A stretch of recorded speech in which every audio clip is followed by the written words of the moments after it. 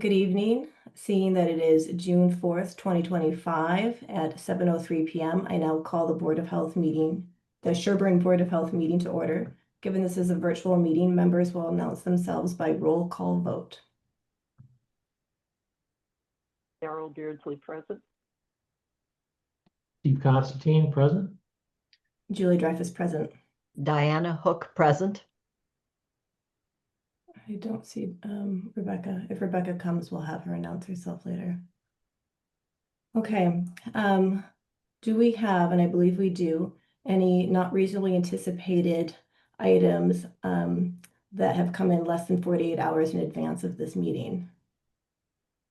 We do have, we have been notified by our DPW director that we have 2 emergency beaver permits that need to be addressed this evening.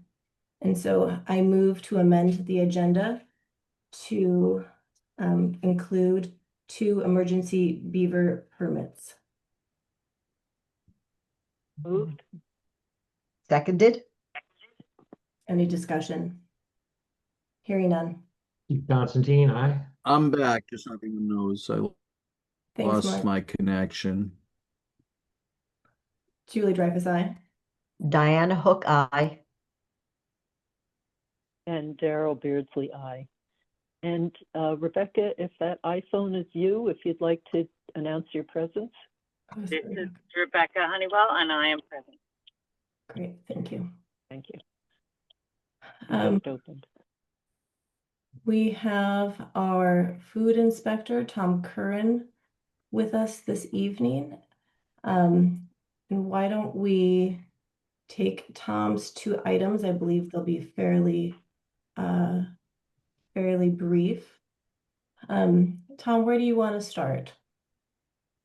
Sure, thank you. So looking at this, thank you catering for the library concert series. I suggest the board approve contingent on a past health inspection, which I will schedule with the owner. I think last year I met him over in Walpole. I think that's where he's based out of, but judging by previous experience, it should be pretty straightforward. It's a pretty new vehicle that he has, and it's was found up to code the last time, so I don't anticipate any concerns, but I'll keep you posted on the inspection. And then Grandy's has been inspected already this year at the library fair. And they passed health inspection. Was there another, or is that the only 2, or? Those are the only 2 that I have on the agenda. Okay. And for the concert series, that's limited to June, or does it go and stretch into July? Couldn't tell from the item on the agenda. Oh, I'm not sure. I have to pull the schedule for that. I think it goes all summer, does it? Or It's typically. Yeah, I thought it went beyond June. It is. Okay, so It'll maybe start in June. They run. I used to volunteer and do this job, so I actually know it. It used to be 4 Wednesdays. I think they've reduced it to 3 with more rain dates because we had bad luck. And so I believe it'll be June and a couple of Wednesdays in July. Okay. Yeah. But we have, all right. All right. I think I was going to say, I move that we approve the permit for Thank You Catering for the library concert series this summer. Conditional to compliance with all applicable regulations. and contingent that they pass their health inspection. All right, so moved. Seconded. Any further discussion? Hearing none. Steve Constantine, aye. Julie Dreyfus, aye. Diana Hook, aye. Rebecca, we're having trouble hearing you. Rebecca Honeywell, aye. Can you hear me now? Yes, we can. Thank you. Thank you. Daryl Beardsley, aye. All right. Terrell, do you want to do the next one? Okay, this one has already been inspected, Tom, so you don't think that needs another inspection?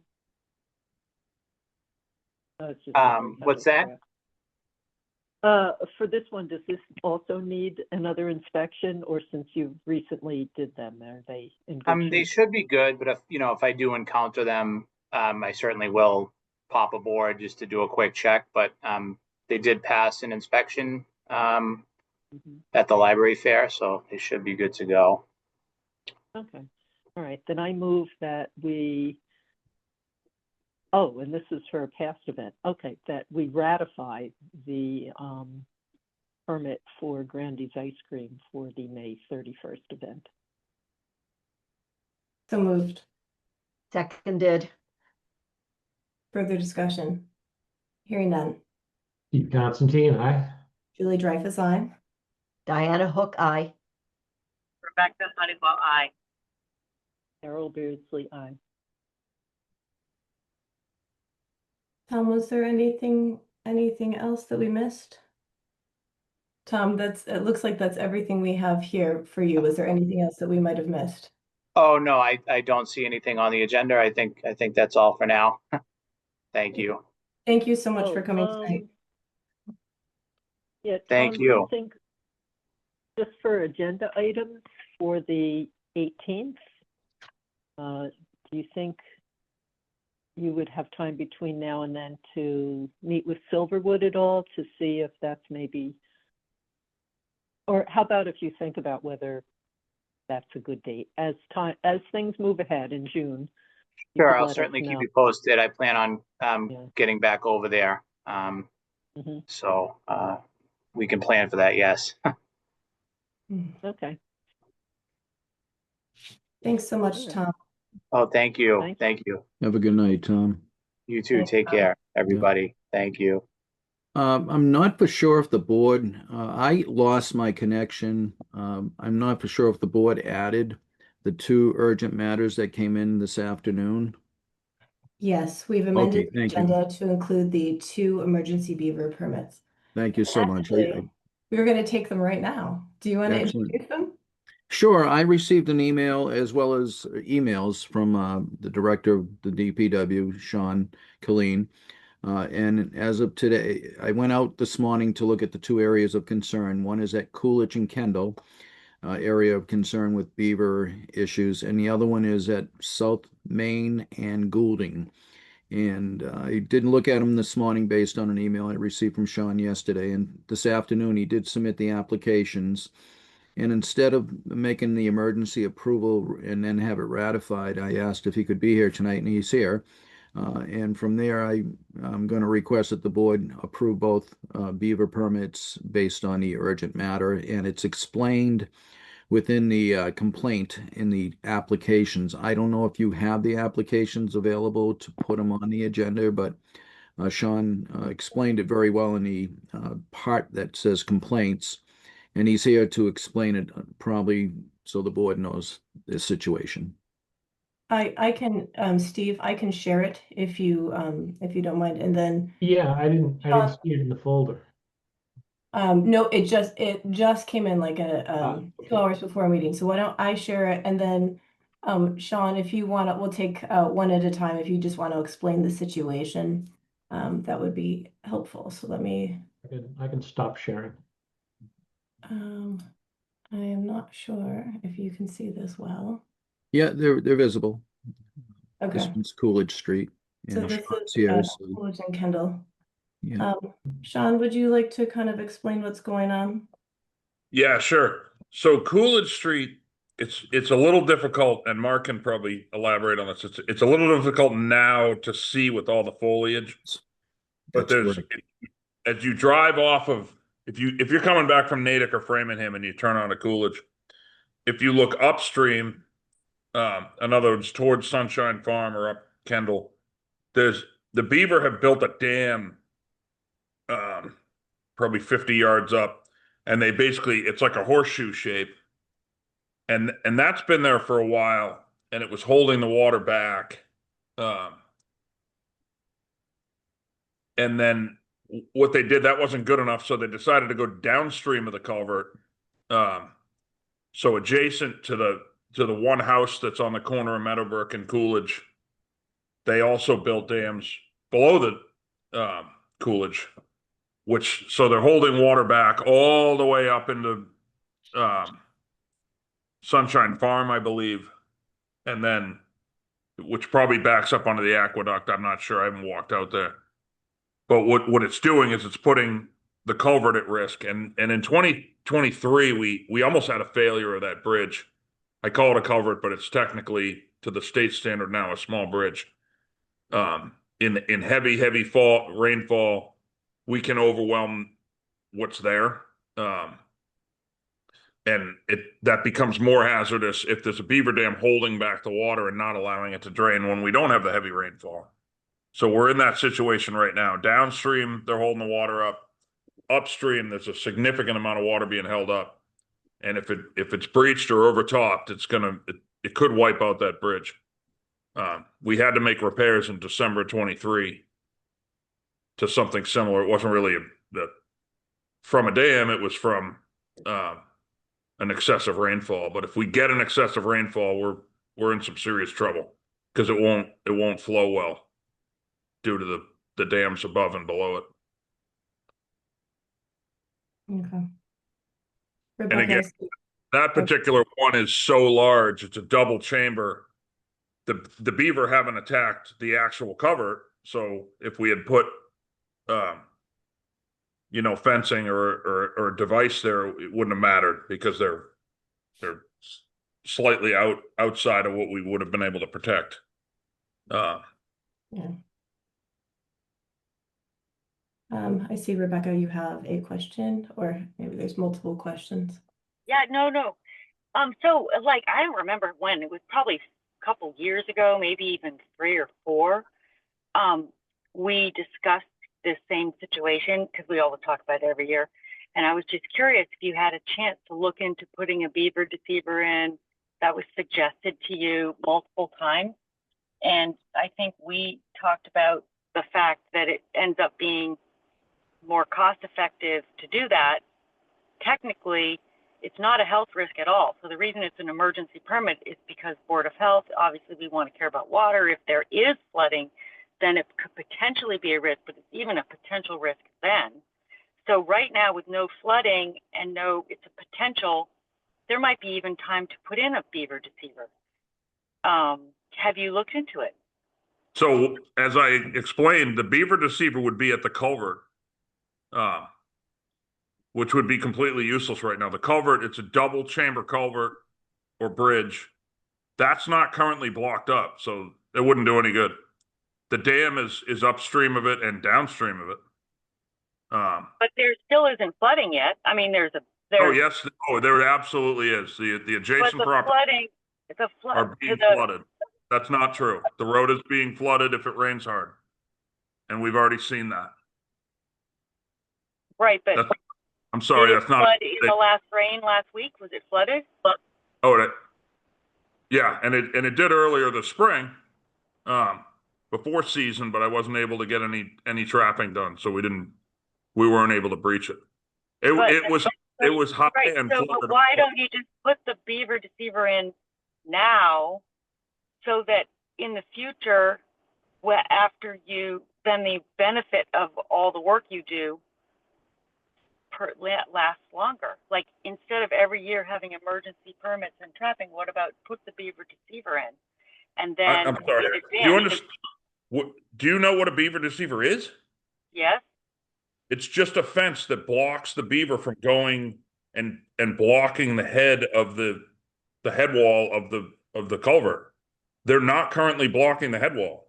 So a beaver deceiver there would do nothing right now. It wouldn't do a single thing. That's not what the problem is. The beaver is never put in until after you have a block?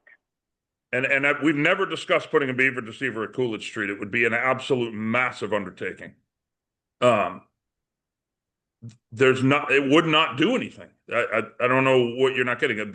You can't so just. You have to trap the beaver. You can't allow the beaver to just build dams around the beaver deceivers and not manage the population of beaver. No, my question is separate. I understand that, but my question is, so there's nothing you can do that's preventive until you have a block? No, there is. It's trapping the beaver during the season or as an emergency. We didn't get it done during the season, so we didn't breach the dam. I have to do it now. What is the season? I'm just asking to get informed. November 1st to, sorry, Mark, go ahead, please. November 1st through April 15th of each year, you can trap beavers without going through this process. I see. So I'm just curious because we have this situation a lot, and I was just curious, is there anything that we could do or that you could do that would prevent it from getting to this point? Besides the trapping that you're trying to do, but maybe it isn't keeping up with the problem. I could have done a better job trapping during season, and I was unable to get anyone in to do it. Oh, I see. Okay. Sorry. I just was trying to understand better. So, and you can't do the beaver deceivers in advance because I had this I didn't know. But No, it sounds like it makes sense to do it in advance before the problem, but you're saying it only can be done once you have a culvert. No. You can do it in advance. We have beaver deceivers all over the place. In fact, we have beaver deceivers that are working, and we have beaver deceivers that are doing absolutely nothing. Dodd's Pond right now is completely flooded, and we have two very expensive beaver deceivers that are doing absolutely nothing. Okay, so it's just that you haven't put one in at this location before because there wasn't a need. No, I don't. It won't do anything. This brook is Meadowbrook is very wide. It's deep. It won't necessarily do anything. This is different than most of the other culverts in town. It's quite big, and the bridge, the dam is upstream of it. There's another one downstream of it. Mm-hmm. Well, thanks for explaining, because I'm just trying to understand the problem. It would be great if we could do something that would work. But anyway. All right. Thank you. Daryl, you have your hand up. Yeah, I have a little bit different take. I agree with Sean that there's been a lot of water this spring, and so everything is quite high and it's been staying high. And the pressure of that water, the passage of it past the earth that's surrounding the bridge, I'll call it the bridge, could erode the support for the bridge. So I think we've entered into a period of a critical condition. However, my understanding of beaver deceivers is it's not the fencing. That's to prevent them maybe from building something to begin with. But what is deceiving them, so to speak, are the tubes that are put that run under a dam so that the water, they can't hear the water rushing over the dam. It's water passing under the dam. And again, for one of my clients, Beaver Solutions, or whatever the name of the group is, came in and put in something that ran all the way under a bridge and over, just because it was a historic dam and for reasons of preserving that historic dam, and also preventing flooding. So I think the tubes can work. They're not appearing to work right now because there's been so much water that the tubes can't keep up with the amount of water. And there's nothing that you could really stop, given how much rain there's been recently. So I don't think they're failing. They're just marginally keeping up. And as soon as we get less rain, they will do their job and the levels will go down. So do we have one in that location, Carol? Like, is there one there? Not that I know of. And if Sean said that it's not there, but this is also going to be a tough time of year to get out the Central Mass Mosquito Control Group, because they're moving into their busier season. Last time they came out and installed some stuff in Sherborn, it was in the fall, and that was just easier for them to fit into their schedule. So it might be worth pitching this idea is there something that they could do? I would envision it'd have to be one of these submerged tubes that ran from the upstream dam through the bottom of the upstream dam, under the culvert, and then through and under the dam that's downstream of the culvert. And it'd be interesting to get their input on that if they've seen that before. I've seen it, but only in one instance. And it Yeah, I seemed mean, to work nicely. should we, or I don't know if it's us or Sean's group, maybe we should find out if we can get in line for them to install one at this location. And I'd be interested to learn if there's a certain time of year that's better than others, because it's really more to do with water flow than anything else, for when it, is easier to install something probably. But it'd be interesting if they have a line to just get in line, so then we're at the front when they're doing it. Yeah, let me remind you, there is not a beaver attacking this culvert or bridge. There's a downstream dam and an upstream dam. So I that understand this it, but Daryl was explaining that these are more preventive because they help the water flow, so that it prevents the flooding. And that would be great, because then we can kind of prevent the problem getting to a threshold that's an issue for yeah, no, I get Yeah, it, but that's all. these dams are not in a location where you can just do that. It's not within like 5 feet of the culvert. It doesn't have to be. They just get longer pipes. The pipe that was at my client's was quite long, probably I understand, but this is a 30 culvert. plus feet long. No, Okay. just more tubes. We've already applied to try to get the bridge rebuilt. This culvert is a double barrel that's like 10 times bigger than anything else in Sherborn. This isn't something we're just going to stick a pipe through and think that metal brick is going to flow through a 36-inch pipe. It's not like that. It's much, much, much more water flow. That'd be like taking the Charles River and trying to stuff it through a pipe. It's not going to work. It still might be worth investigating. I understand. You're gonna just have to rule on this, because there's no chance we're doing that right now. We need to get the beaver out of there that are damming up. I understand what you're saying, Sean. I'm talking about long-term planning. No, I understand. And we can go back and look at Forest Street. That was the last one we did. And that actually creates a huge risk to flooding Jan Barris's property and everything else, because if it doesn't get managed, it holds back a tremendous amount of water, and the pipe, frankly, doesn't keep up with it. So you're basically inviting the beaver. There's a downstream risk to doing what you're doing when you do that, because the beaver deceiver, the fence, creates an artificial beaver dam, and then the pipe becomes the only flow. So you take a 6 or 7 foot culvert and you restrict it to a 2-foot diameter pipe, and you think that's going to just work. And you hold back about 4 to 6 feet of water, and then all of a sudden a 6-inch rainstorm comes through, and you're gonna fail roads, and you're gonna flood people's homes. So you're kind of messing with something you're not quite sure of. No engineers designed that. We're just sticking stuff up there, and we're gonna have roads flooding. And we can talk about that in the next one, because we already have one on the next one. So. All right, it sounds like we have our acute issue now, of which we can take action.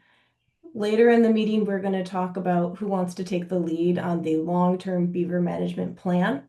It looks like there are going to be 2 contenders vying for that. So you guys, so why don't We Sean, might even be able to work together. or exactly, you can pair it up. That sounds great. So why don't we make a motion for this permit, and then Sean will go over to the Gouldane and South Main. That's how I want to do it, to separate. So can I have a motion to approve the 10-day emergency beaver permit for Coolidge Street and Kendall Avenue? And if I may, Madam Co-Chair, conditional to conservation approval. Oh, thank you very much. Yes, a friendly amendment, conditional to conservation approval. So moved. Second. Hearing no further discussion. And Steve, you're muted. Sorry about that. Steve Constantine, aye. Julie Dreyfus, aye. Diana Hook, aye. Rebecca Honeywell, aye.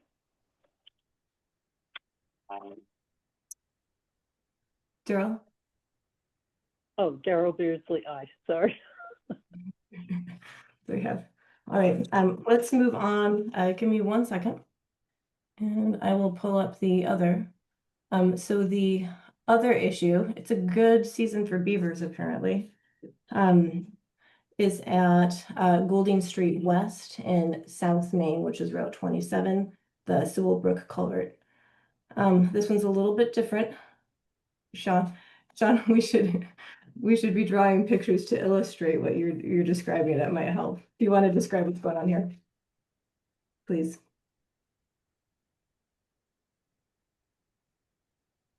So this particular culvert has had quite a bit of beaver activity, and we did invest the money with Beaver Solutions to put in a beaver device. The water going into the culvert is too shallow to actually put a pipe. But we did put the fence to try to prohibit it. That hasn't kept up with it. And then what happens, for whatever reason, this culvert in particular, they're able to travel upstream in it, which is pretty rare. They don't often do that. I don't really understand why they do it in this one other than others. Maybe Mark can explain. I will say that this culvert, due to activity trying to unclog it, has been damaged in the past.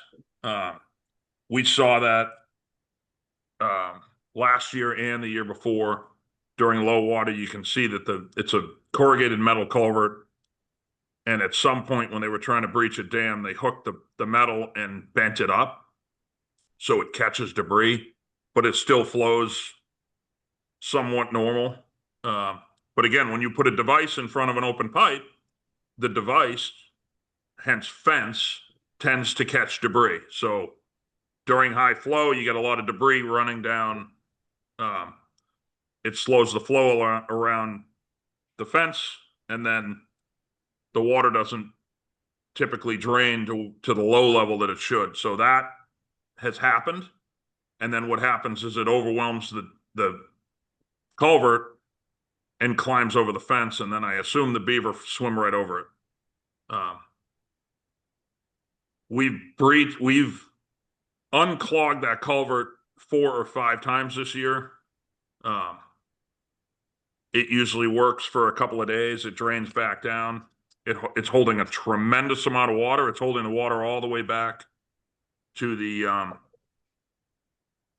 pond at Thoroughbred. I'm not sure how many acres in there are part of the floodplain, but it's a massive amount of water. And there's a shed and some other structures on the property at the corner of South Main and Goulding that get flooded. They've been flooded for months on end this year. It almost made it to their basement door, but didn't. I assume I'm not sure where their well is. Either way, we're at risk of losing South Main Street culvert, which is going to be pretty disruptive. So we need to get that water down. We need to find out what's wrong with how much damage there is to the culvert. I can't keep just punching holes in the dam 10 feet below the road. I don't know how much damage we're doing that. It's not a gentle process, but the beaver need to stop going in that culvert. So there's no deceiver that's gonna get those beaver out of there, because they're just swimming right over the one that's there. And I happened to drive past that, and I've seen the water come up to that house to points where I wonder how on earth they're not getting flooding in their house. I feel bad for them. Yeah. Rebecca, is that a new hand raise or a hand raise that just wasn't taken down? That is a new hand raise. Go ahead. Just curious, have there been any evidence of well contamination or any water going on to the property? It's close, but is it on the property? I No, mean, it's this is like, it's this in is the where the property. public health comes in. I mean, we are supposed to be talking about public health so far. We're talking about risks, and anything could happen at any time. That's always true. But we're supposed to make our decisions based on public health. That's why we're tasked here.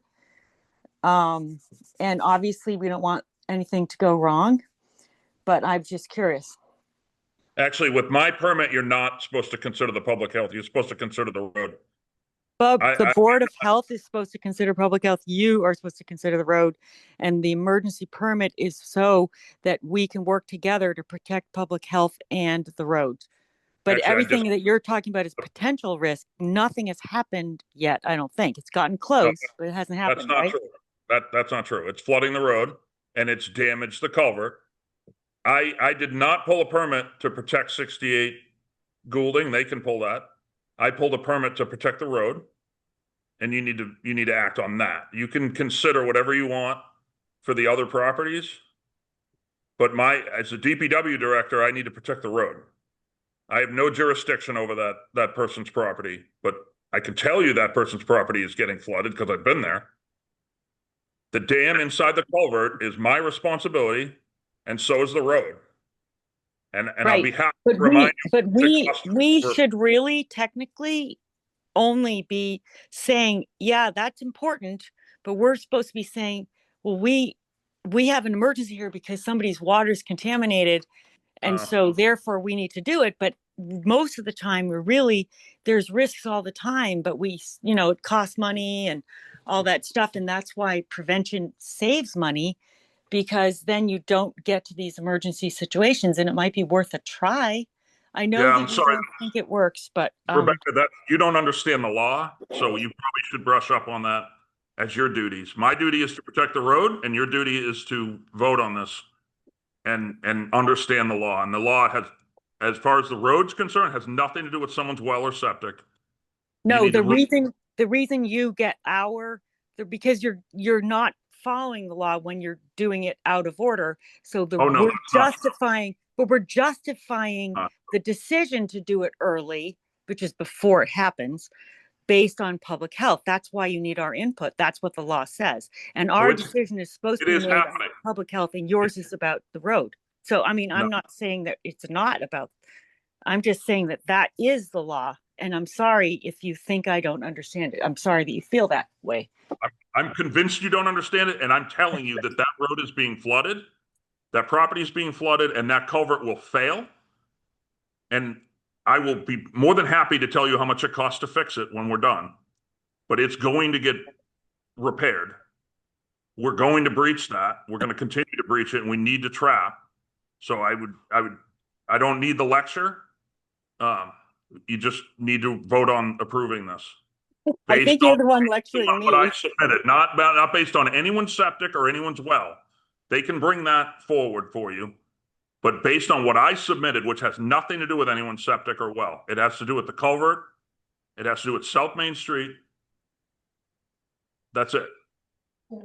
Sorry if you don't understand that, but that's the fact. That's what the issue is right now. Sorry, Mr. Colleen, I understand that. I'm also explaining to you the reason you have to get Board of Health input before you do it this way, because even though you're concerned, we should also be concerned, but for different reasons. And that's the reason that both people matter and both interests matter. That's all. I agree. You should stay up at night and be concerned about the damage that the beaver are doing in the flooded land. You should absolutely be upset. That should keep you up at night.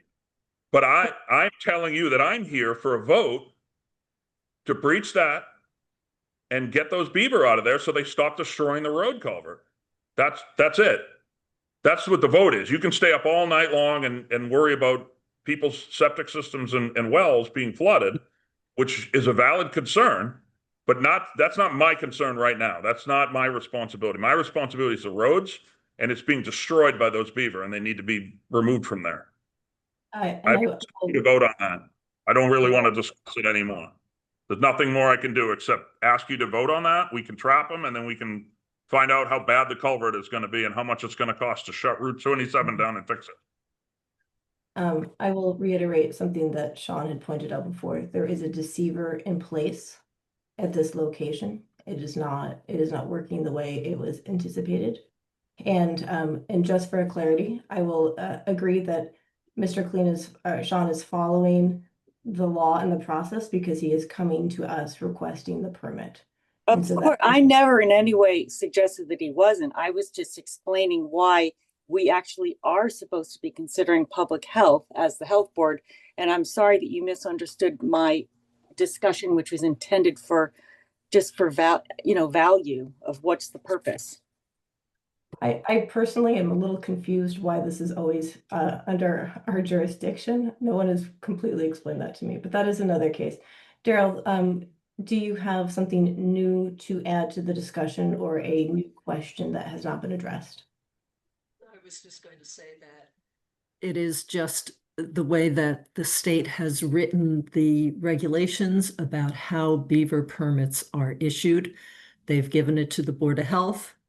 As Julie said, there are times if it's affecting someone's septic or their well or their home, that is a public health issue. But this is somewhat like when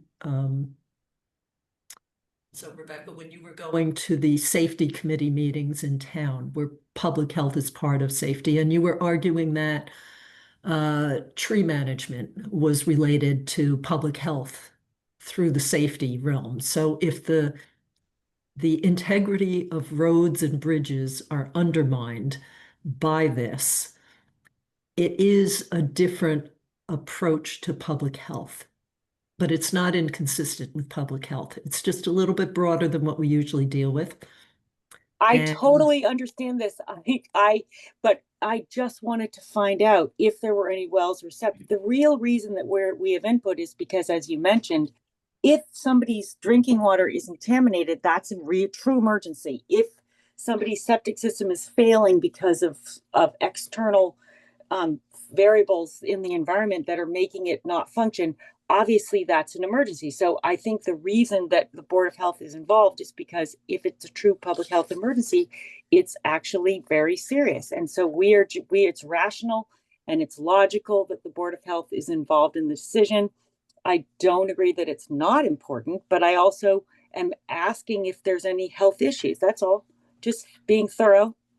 yes, if a road collapses under a car driving over a bridge, that is a public health and safety issue.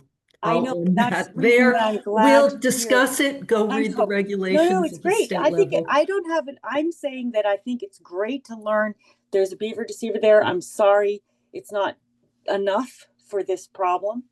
But I just don't think that, I think that it's unfortunate that we're not acknowledging that there's value of both sides of the discussion. And I think just like the last, we have the acute issue now, and then we have the big picture plan, which we can be addressing after this. Yeah, and that's why I think we should do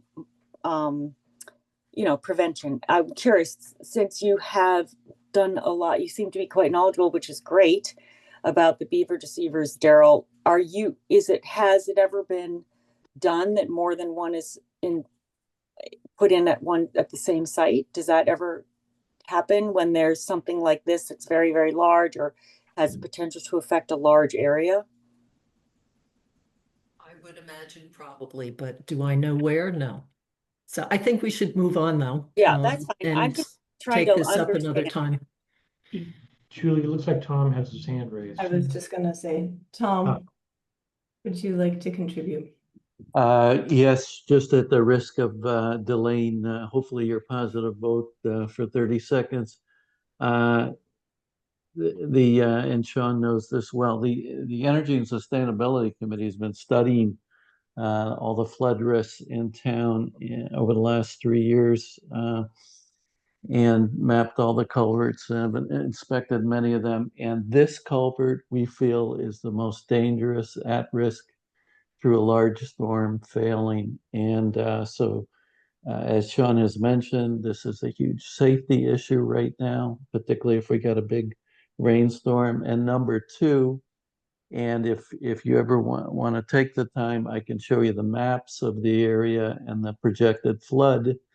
And in a big 9 or 10-inch 24-hour precipitation event that can happen these days, the projection is you're going to be flooding all of the East and West Golding, crossing South Main, and up north into Thoroughbred and Ivy Lane, and potentially impacting multiple wells and septic systems. And I can show you those maps, but Can we, no, I totally believe everybody's data.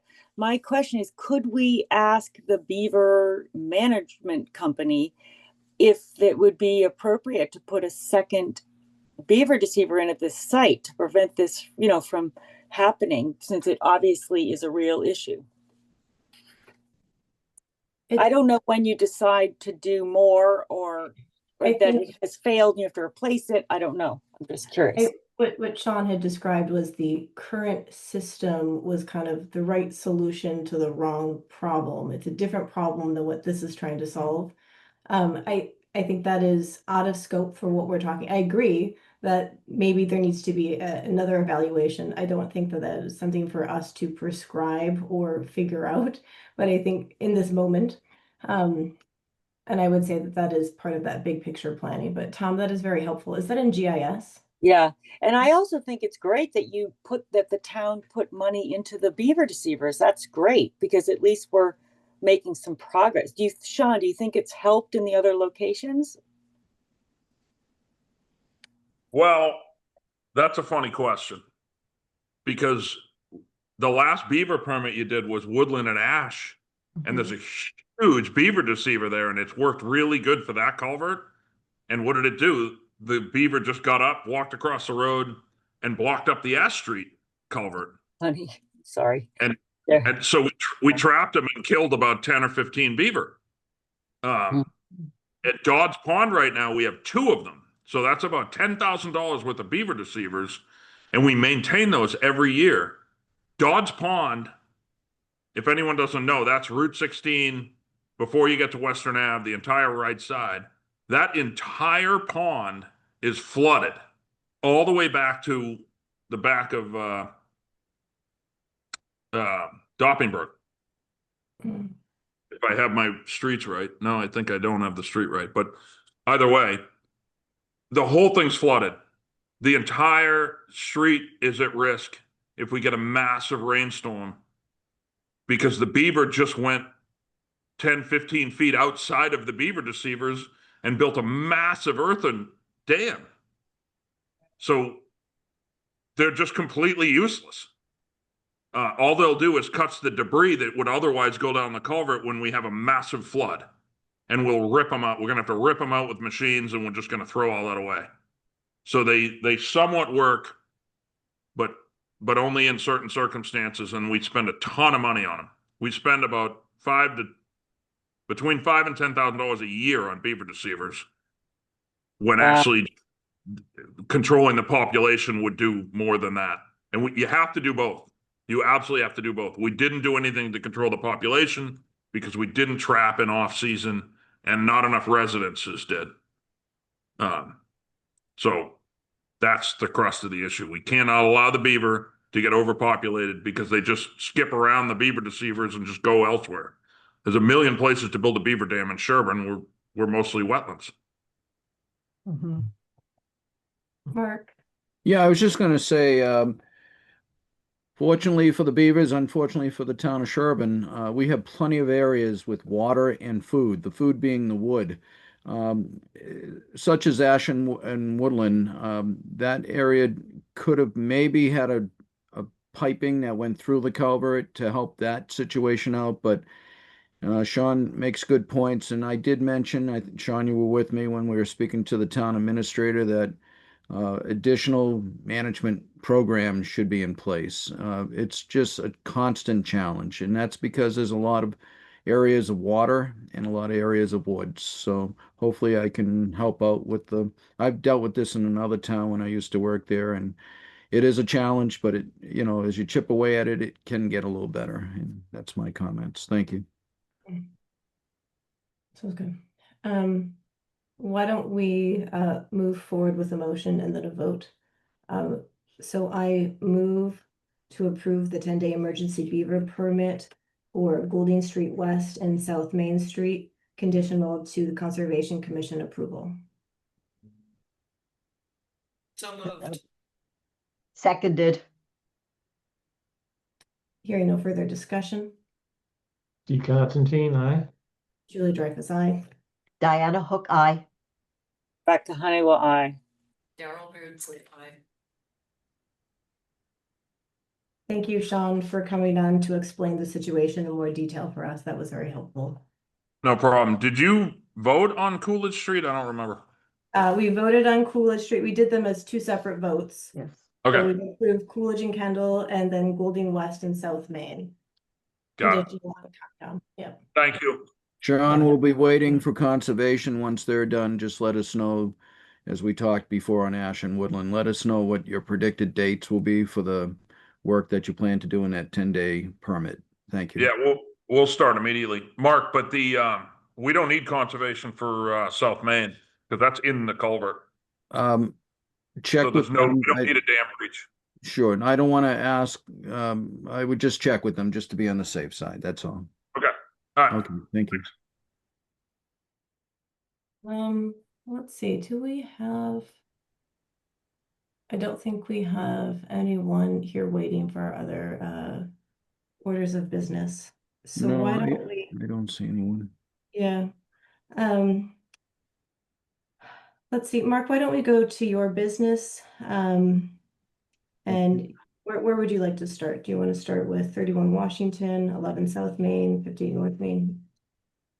Sure, we received a request for an emergency well, they're saying, I talked to the homeowner at 31 Washington, and they are having very much sporadic water supply, and they have put in for an emergency well, and I'm going to be recommending approval. There are two waivers on it. And they're on the plan. If you want to draw the plan up, the waivers, the variances are on the right side of the plan.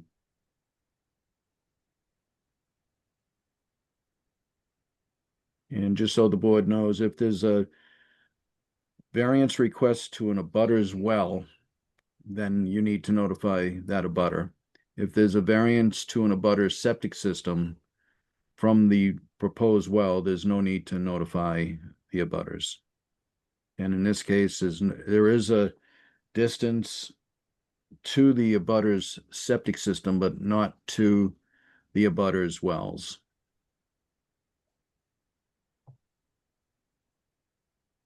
You'll see that Eric Dickinson, who drew this plan up, showed the arcs around both the proposed well, the 75-foot arc, which means if there's any well within that, they would, especially if it's on someone else's property, they would need to be notified.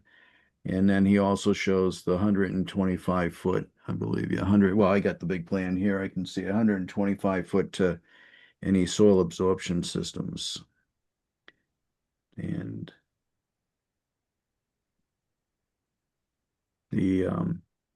it's very close to the septic that's at, I believe, 27 Washington.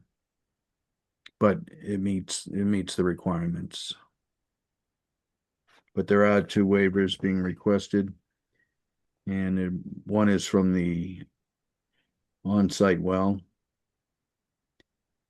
And the other one is that the proposed well would be 125.7 feet from the existing uphill soil absorption. I thought there was a small distance to that uphill well, and that would be the two variances. They're over to the right side of the plan.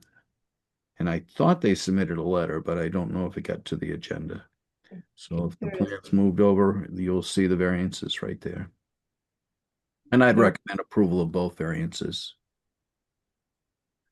Right, and the part of the siting for the proposed well location is for access of the rig, is what the engineer explained. Yes, you good. You did see the letter, yes. And I'm sure this is one of our smaller lots. And so That is correct. the And options were limited on this site. And you may see them soon because they have to replace their septic system in the near future. We saw them a couple months ago, actually, as well. Yeah. Um, I don't have any questions. This looks reasonable and it is urgent. yeah. Yes. All right. So Daryl, we take these as two separate motions. Is that correct? The two variances? Yeah, Okay.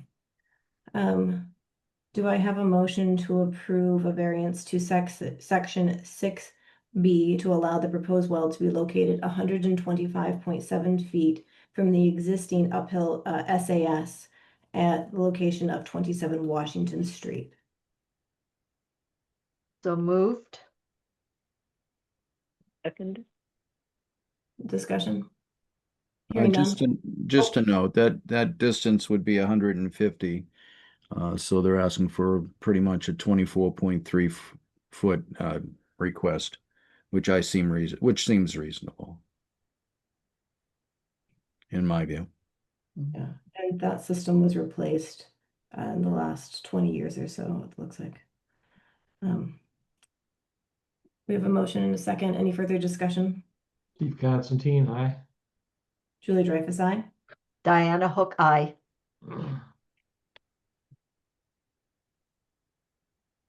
You're on mute, Rebecca.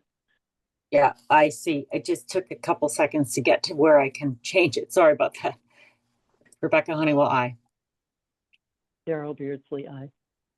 Do I have a motion to approve a variance to section 6B to allow the proposed well to be located 120.4 feet from the existing downhill on-site cesspool versus the required 125 feet? So moved. So moved. Second. Further discussion? Hearing none. Keith Constantine, aye. Julie Dreyfus, aye. Diana Hook, aye. Rebecca Honeywell, aye. And Daryl if Beardsley, aye. I'm sorry, Daryl. And if I may, just for clarity, these requirements are being requested from the well regulations. So regulations Thank it's you. under regulation 2 of the well regulations. Thank you, Mark. Yes, You're for our welcome. minute taker, regulation 2 under our Yep. water supply. I should have said that.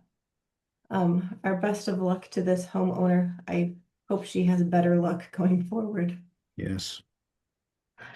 Okay. Mark, do you want to continue with your business? We have 11 South Main or 58 Sure. North.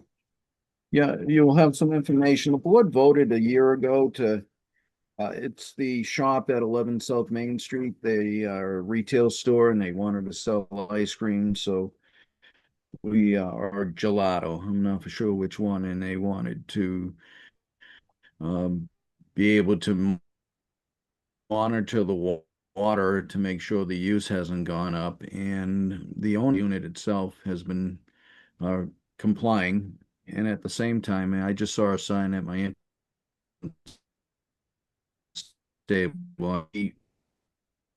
We're at, replace the meter. They do it, but they would go ahead, Daryl, if you can help me on this. You know more about that, how they can basically I'm not for sure, recalibrate the like- meter.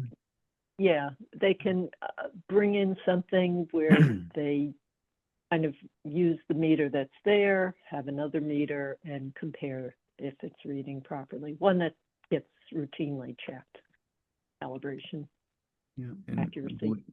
I believe their request is just to replace the water meter to a new meter. So it was a Okay. change to the vote of the board, so I wanted to bring it to the board and determine how you want to handle that. It was noted that it was I an think it should still somehow have some verification of its quality. Okay. You know, is it brand new? Is it guaranteed something? You know, not just swapping out Yeah. maybe a used meter for a used meter, you know, Okay. new to them. Some kind of guarantee of its performance. Okay.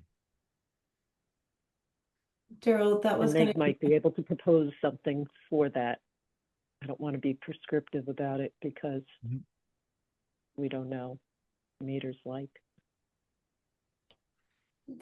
be my technical question, is if you are installing a new meter, I can't imagine that there isn't some type of a calibration. Or is that part of the standard process that a new meter would be calibrated when installed? Not No, necessarily. because it should come calibrated, but Hmm. that's depends on the quality of what you purchase and was it faulty or not.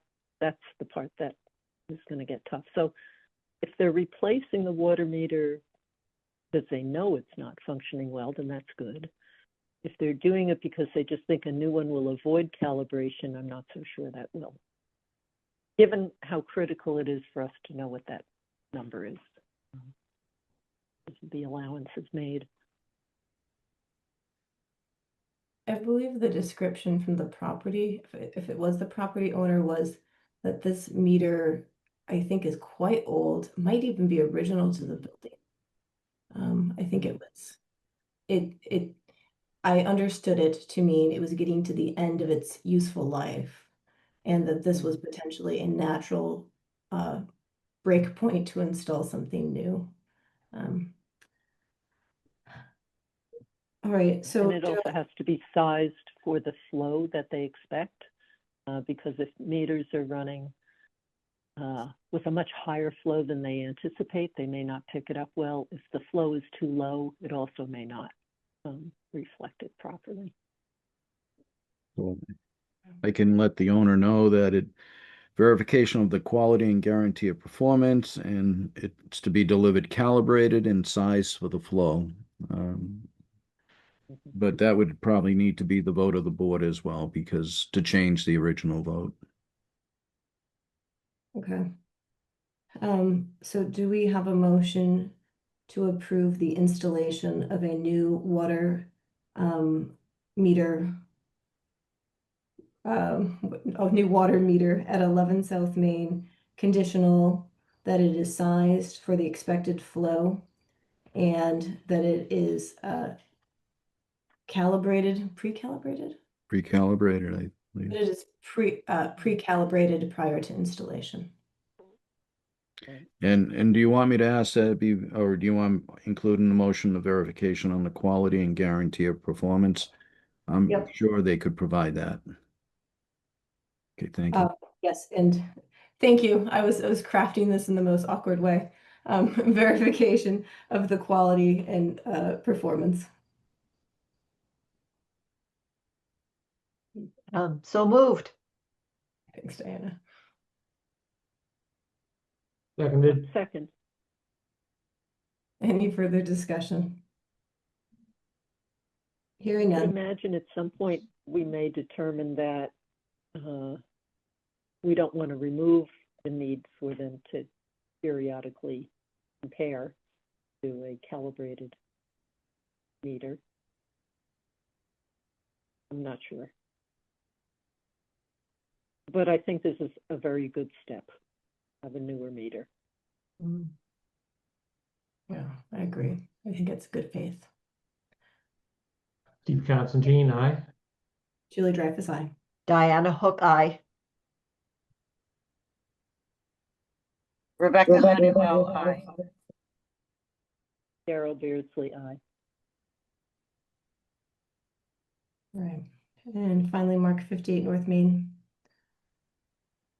On 58 North Main Street, the owner was requesting the type of fence, and if you look at the original septic plan, and by the way, there's still the owner is planning to sell the house to a family member, and I sent an email to her that she'll have to deal with her attorney as respect to if they get exempted from doing a Title V inspection, but they still have some pending items from 2018 that I was sent to her today and reminded her of the meeting. Mary Ann Clancy's the owner.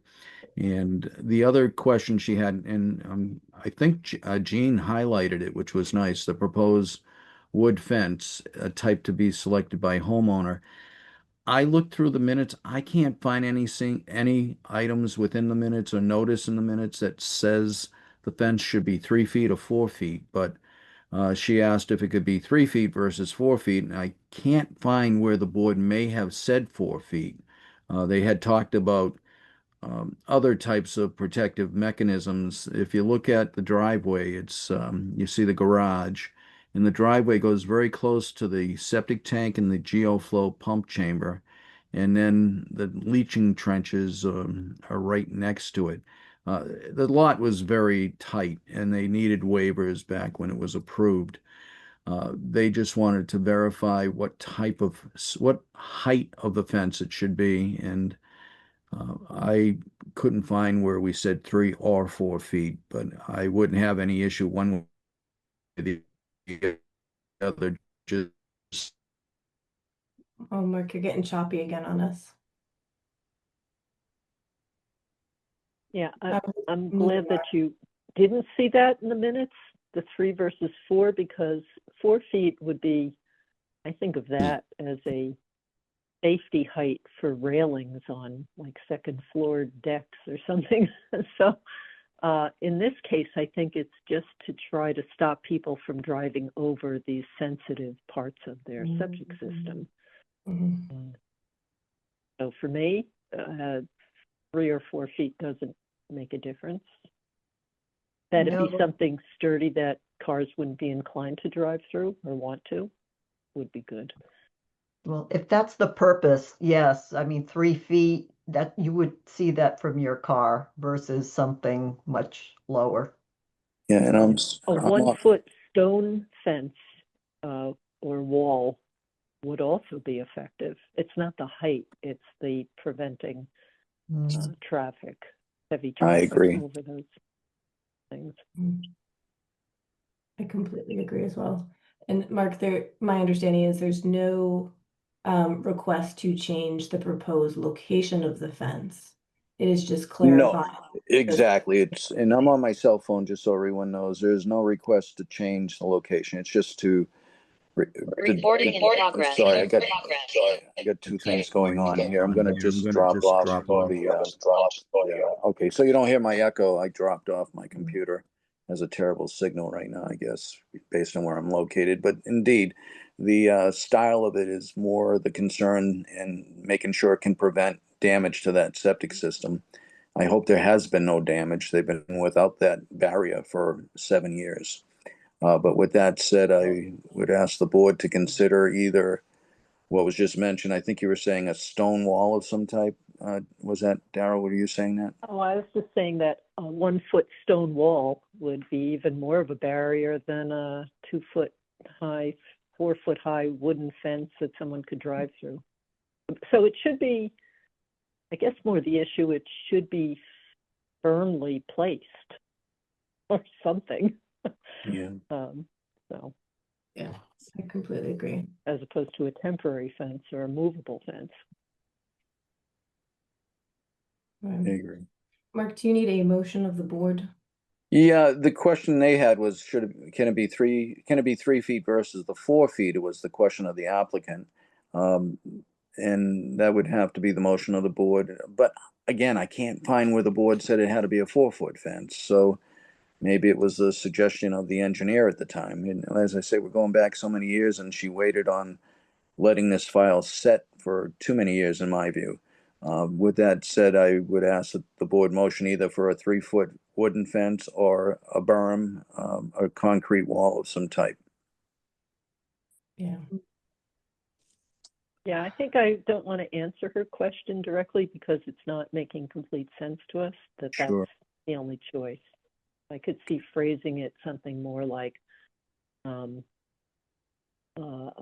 fence that is of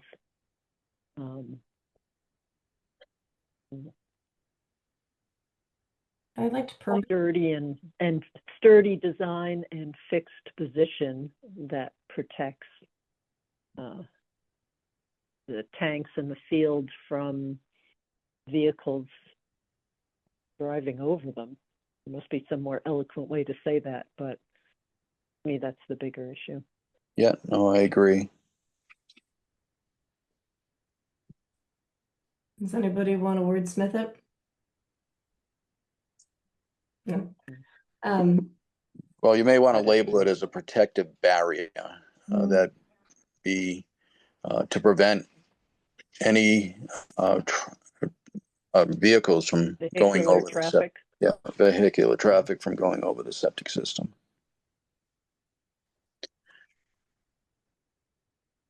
All right.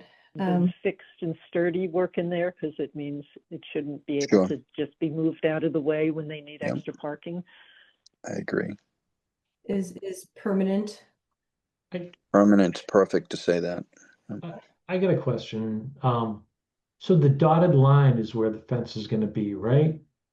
Right against the driveway, in between the tanks and the driveway itself. So unfortunately, I've lost. Let me go back and see if I can look at that, what you're looking at, Steve. I'm on my phone, and let me see if I can make it a little Yeah. bigger. Yeah. No, I just zoomed in on it a little bit. So Yeah. I Yeah, thought it it's was that the dotted dotted line, line. but I guess not. It's a curved fence. Is that it? No, it'd be straight along with the well, and then around the driveway it would be curved right at that point. It can't go over the septic pump chamber. That's a pump chamber there. So it would have to Okay. go around that area. Okay, I get it. I thought it was the dotted line, and the dotted line wouldn't protect the tanks.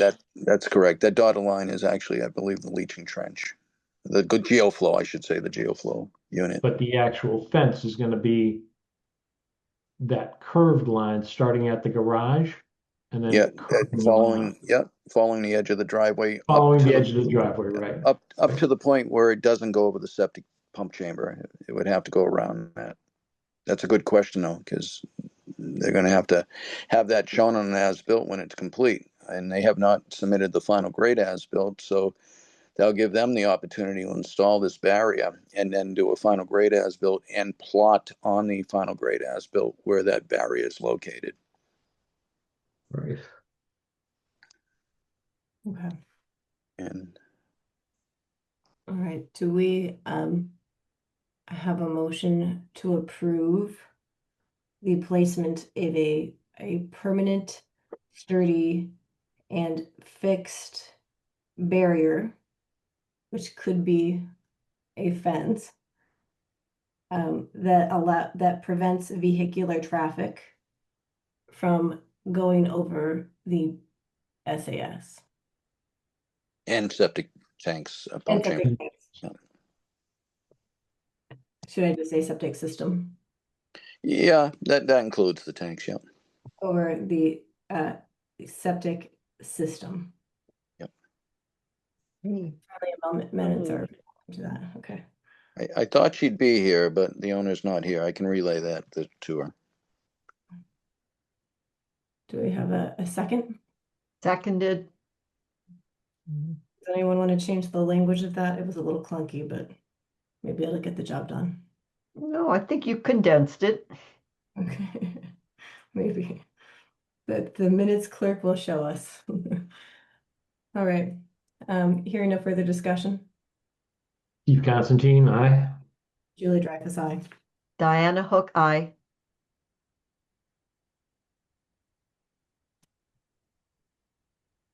Rebecca, I think you're on mute.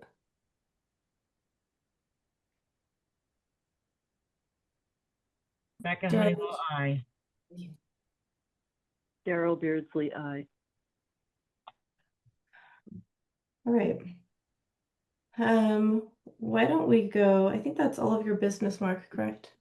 Yeah, I don't see anything else that is my business. I know you have the health topics, and I was going to let the board know that I will have some items for the next agenda, but that's pretty much handles my business. And I don't know if you need anything from me on the rest of it. I have worked on heat, not the heat forecasting tool, but back when I worked in Ashland, we were dealing with heat stress, and we were working with the superintendent in the schools, especially in June. Excuse me, in June when it got very hot. So there are suggestions out there. Unfortunately, it's getting to the point now with climate change that you may need to consider a school day, an off day for school if it's too hot, because I know sometimes the classrooms can get as hot as it is outside, if not hotter.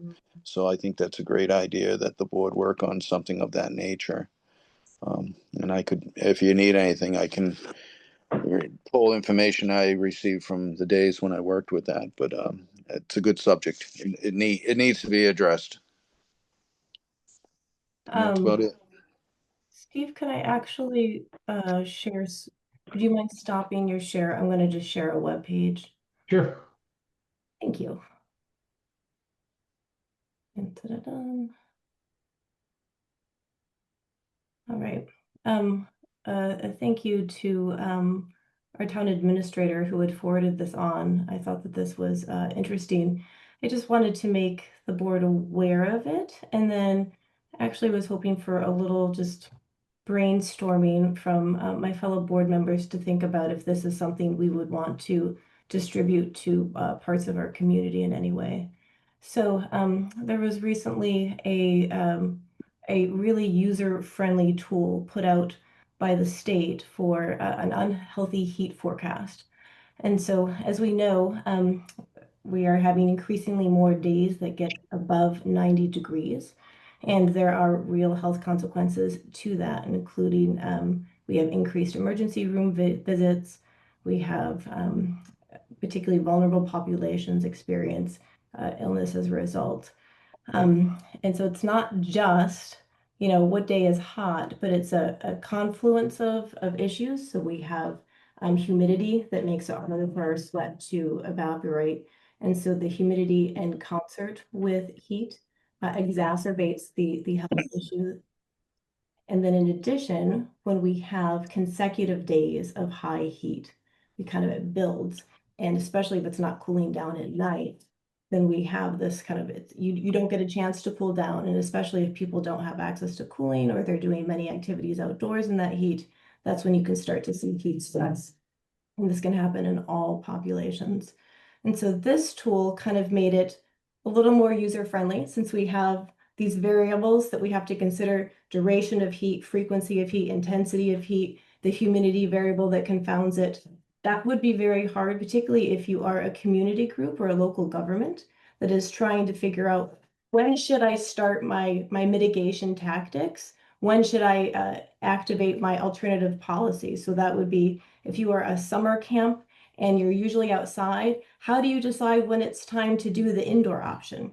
If you are, like, for instance, our elementary school does not have cooling in our classrooms, how do they decide when they go to their mitigation strategies? And they have some of those. And so this is just a tool that you can reference quickly that takes into account all those variables. So you can select by city.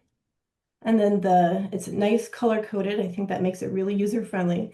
So if you have above 78, it's yellow, or if it's below 78, it's green.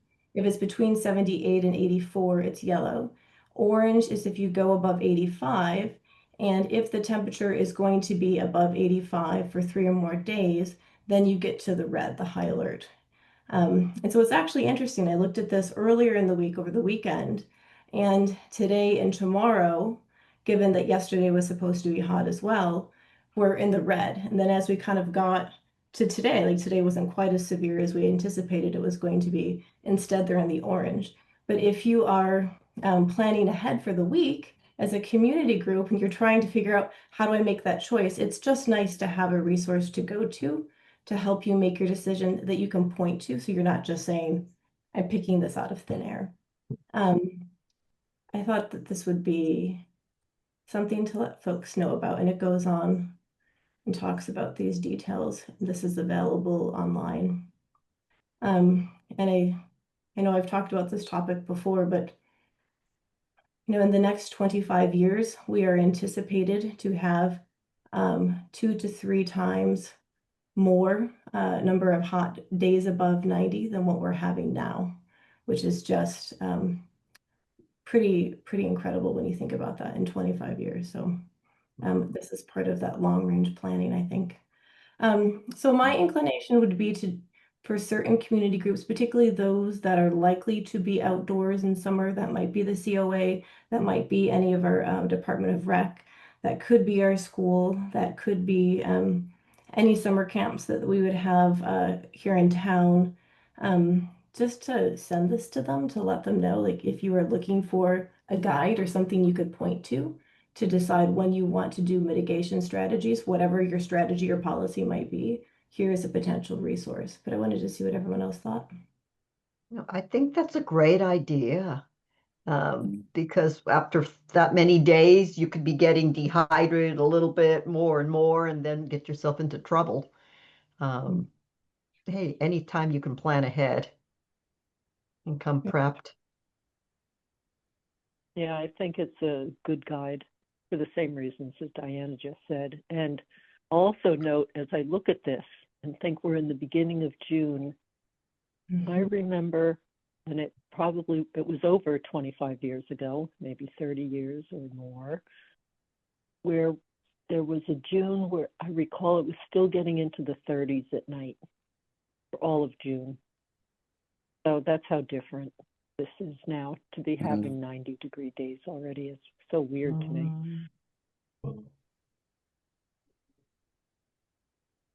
Yeah, it's kind of shocking.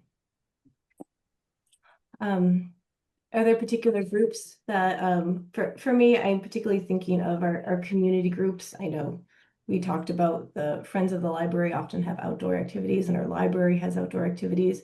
And I know just from firsthand experience, having run some of those things, you wonder, like, is this actually safe for us to be holding this? For all people to be able to attend, and are we allowing access for all people by holding it when it's 95 degrees outside? But for me, it would be library friends, COA, Department of Rec, any summer camps that we have, the school, and I'm thinking particularly of or the not the region, because at the middle school and high school they have cooling, but here at Pine Hill, so our Sherborn School Committee and that administration. I'm trying to think, all of our town buildings minus the school have cooling inside. Maybe DPW, just so that they have potentially a resource, whether or not they want to be able to access that. Does anybody else have other thoughts? Yeah, I'd say that DPW for the large garage area is hard to cool.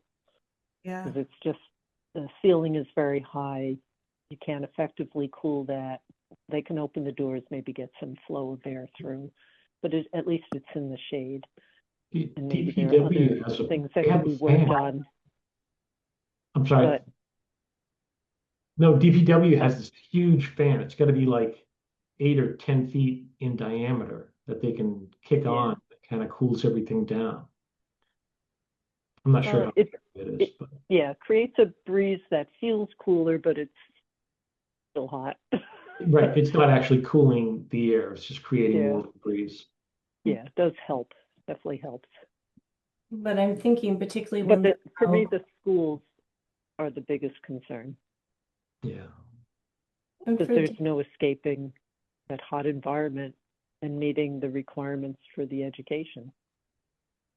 they tried it, they had tried to do to go to our lovely new air-conditioned library. It was a coordination masterpiece in the time that they did it in to coordinate the buses. And I think it was an interesting and fun experience for the kids, but it was not the level of learning that we would expect from our school day. And that was from the report of the school committee. But for DPW, I'm thinking more when they have out in the field working. Just thinking about perhaps they need to have more cooling breaks or whatever they choose to do. I don't think we're here to tell them their mitigation plan, but just to give them a resource. Tom Trainer, go ahead. Thanks. I just thought I'd add, make sure they're on your radar for spreading the word on this nice web tool, web alert. Two of the biggest youth groups I run across in the summer, and I don't think they're called camps, so I make sure you're aware of them. Each of them on a daily basis have 30 or 40 kids involved. One is the yacht club, Mm. and their sailing lessons are quite popular. And the other thing, over the community center holds the theater youth group practices through most of July and mid-August. The community center is air conditioned if it doesn't break down. And of course, the yacht club has the water to jump into, but with our current risk of cyanobacteria blooms, that may not be an option certain times of the summer. So I would keep those populations in mind. Yeah, that's a good, is reliable cooling at the community center? Just something an issue? with Farm Pond, Tom, you just reminded me. They are looking for more lifeguards. They're down about 5 lifeguards from last year. So if anyone knows, they can refer those to Jeannie Guthrie. And then the other thing that I heard is I heard that Walden Pond, the beach there, is closed for the summer. So I'm not sure if that's going to impact us or not, but Mm. Um, okay, if anyone thinks of other groups, one of my questions was, is this something we think our police or fire would find at all useful? Or if the truth is, maybe that would be to prepare for like cooling stations, which I know they haven't been doing recently because they were finding they were not having uptake. I think the population at the greatest risk of not having access to cooling is our older population that has mobility and transportation issues and can't actually get to a cooling station. When I had talked to Chief Ward a couple of years ago about it, that was the hardest population to reach. But just wanted to hear people's feedback if they think this is worth going to police and fire. I would suggest you do, because as you, I'm sure, are aware, they're kind of the leads on the town's emergency response plans. So Yeah. And whether or not this is what they would utilize or not. I think it's really nice that the state has a user-friendly composite of all those variables that people could reference quickly. So, all right, I'm going to stop sharing for that. And then I am going to start sharing. Why don't we go down to the other topic? Give me 1 second, guys, to actually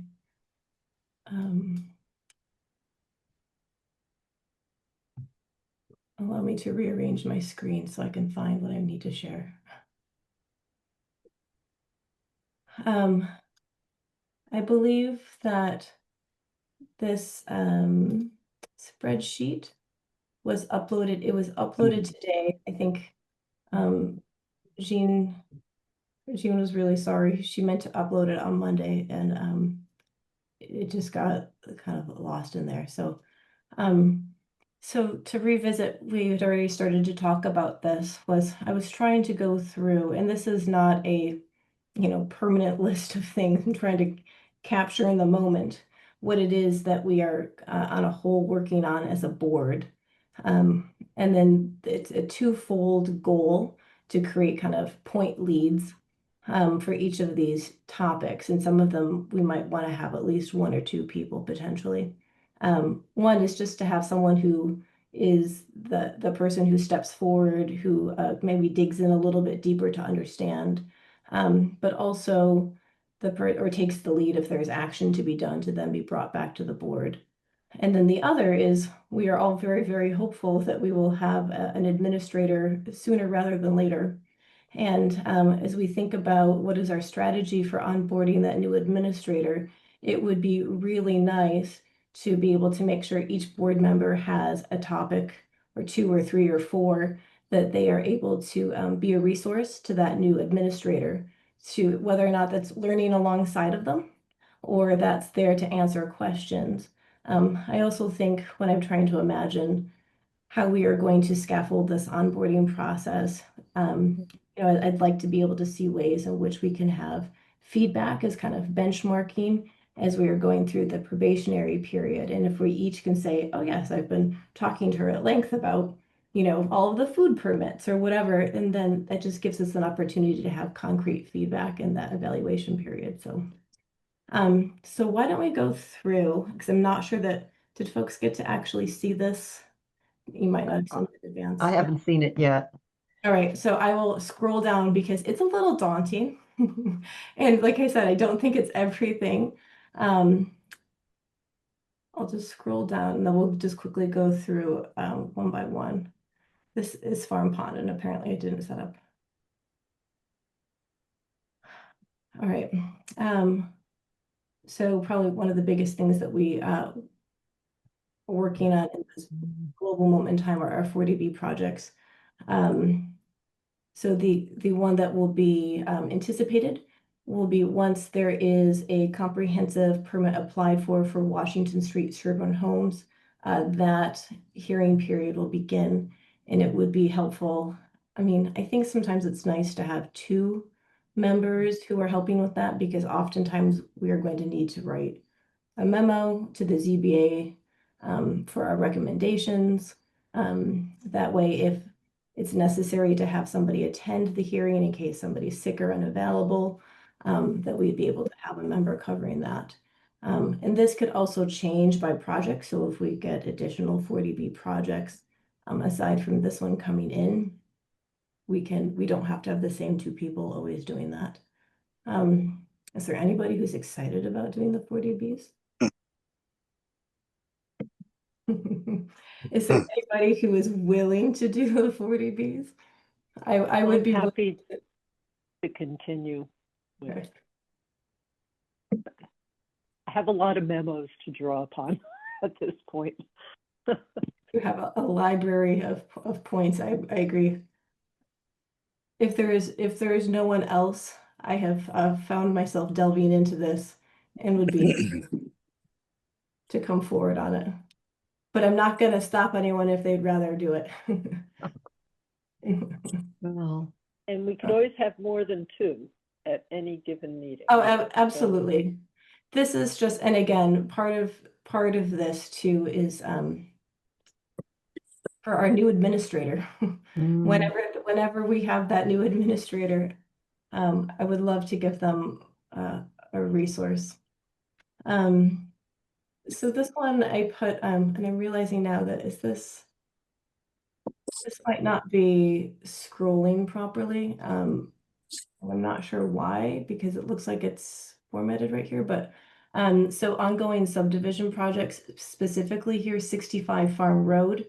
And so the part that you can't see here, and I'm not going to mess with it at this moment, is it assists the administrator with tracking of submissions, changes, and project status relative to our EHIR regulations.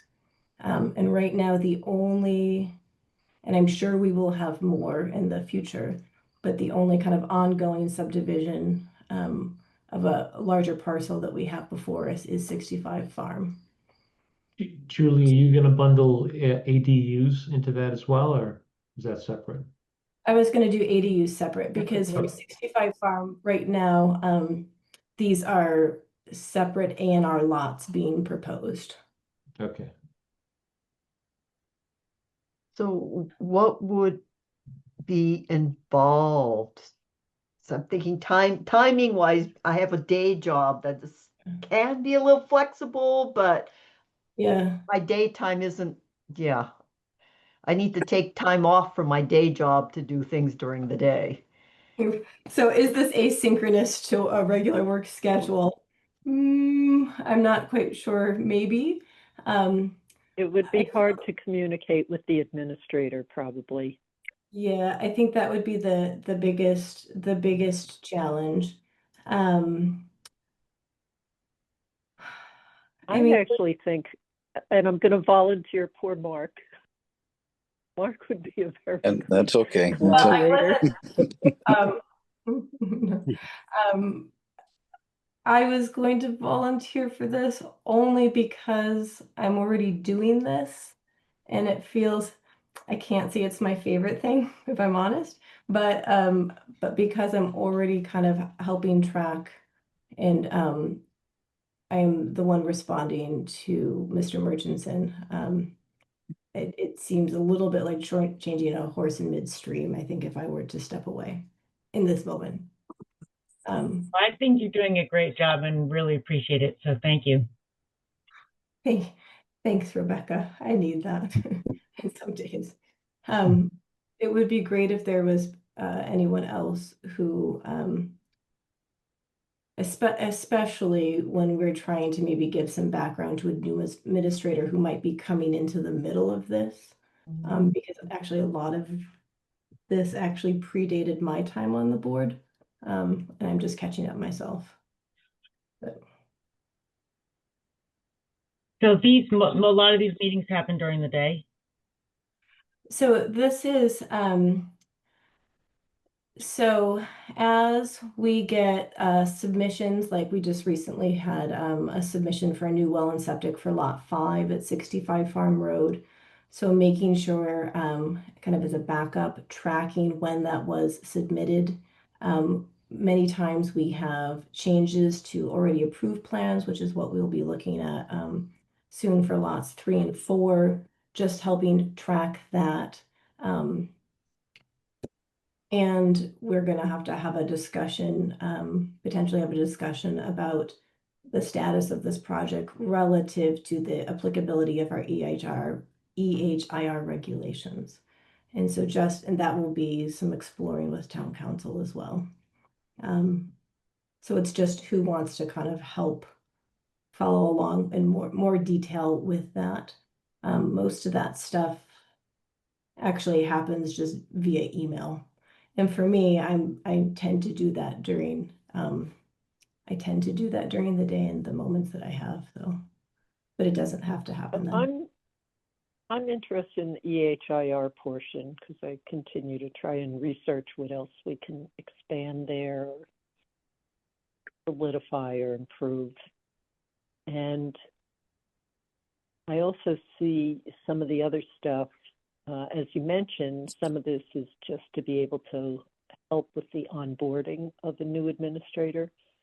This is what the administrator does, a bunch of that, not necessarily diving into the EHIR adjustments that we might choose to make at some point, but the other parts. So yeah, and some of this we move into that phase. I think that demand on board members' time should reduce. Can I hold you to that? If that makes it any more appealing to anyone, but I'm happy to work on the EHIR part. Okay. The opioid funds. I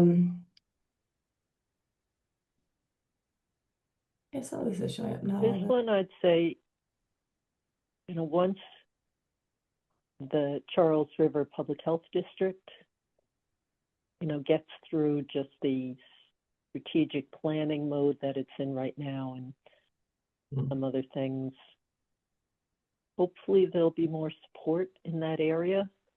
So for anyone who might be interested in this. And then there's also sort of an advisory board. I forget exactly what it's called. It might be advisory board, but it needs community members. And just so folks know, had some communications with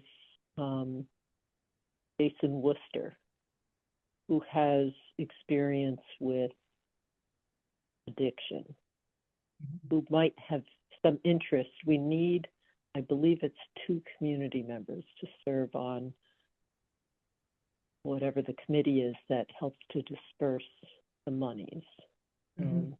We might, on that front, we might have a community member. I would welcome his assistance if he's willing. He's certified in addiction, physician certified. I think he'd be fantastic if he's willing. You may want to check in with the schools too to see if anyone from the schools would want to be part of the discussion. Of the advisory group. And I think that's exactly the person who takes the lead who might kind of think about that, explore that, make those contacts. And then again, we're kind of in a hold mode because I think the grand vision is that there will be more of a regional approach through our shared services agreement. So we all pool our funds together and have a more coordinated regional effort. So I think that this would also be eventually intersecting with shared services on that front as well. And there's a tremendous amount of information that's been put out by the state and other groups about ways that the money could be used, materials already prepared. So we don't have to start from zero. And as Julie pointed out, the towns can coordinate somehow and spread the work around the 4 towns rather than each town having to climb this hill on its own. I think that will make it, I hope, a lot more satisfying in terms of making some headway. Yeah, agreed. And so I think all of this would end up, and this might even potentially intersect with our public health nurse a little bit. I think, I think a lot of this would be, could be done outside of a standard work day. This would be happening on emails, and I don't think this is not a super busy topic at this moment. No, but it sounds like we're waiting for the Charles River, the district to complete their strategic plan and then move forward from that. I mean, that's taking up time at the moment, and that should be done by the end of this month. I could volunteer for this. Sounds great. And Steve, well, I just put one here. Once this kind of picks up, if it gets busy and you either will have an administrator who will be there helping, or if you need another member, absolutely can come back. And for any of these, if there needs to be additional. This is actually a much smaller, truly an administrative issue. So we have the Sharps kiosk, and this one I was actually going to volunteer to do because I did a deeper dive with this with Jean, trying to go back to understand the contract that we have.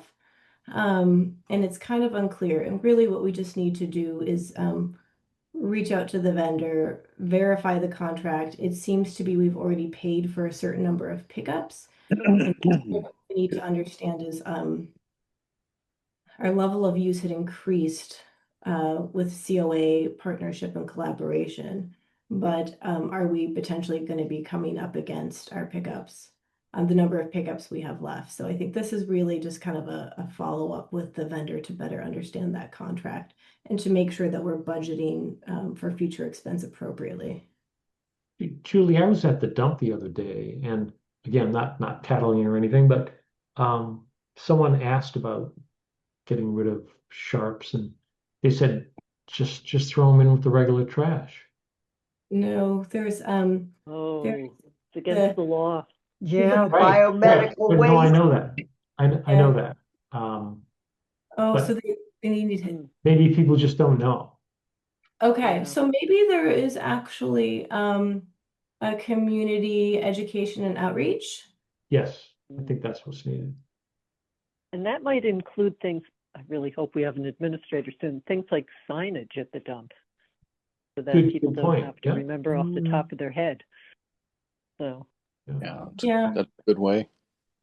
yeah, I think that's a valuable observation or feedback, Steve.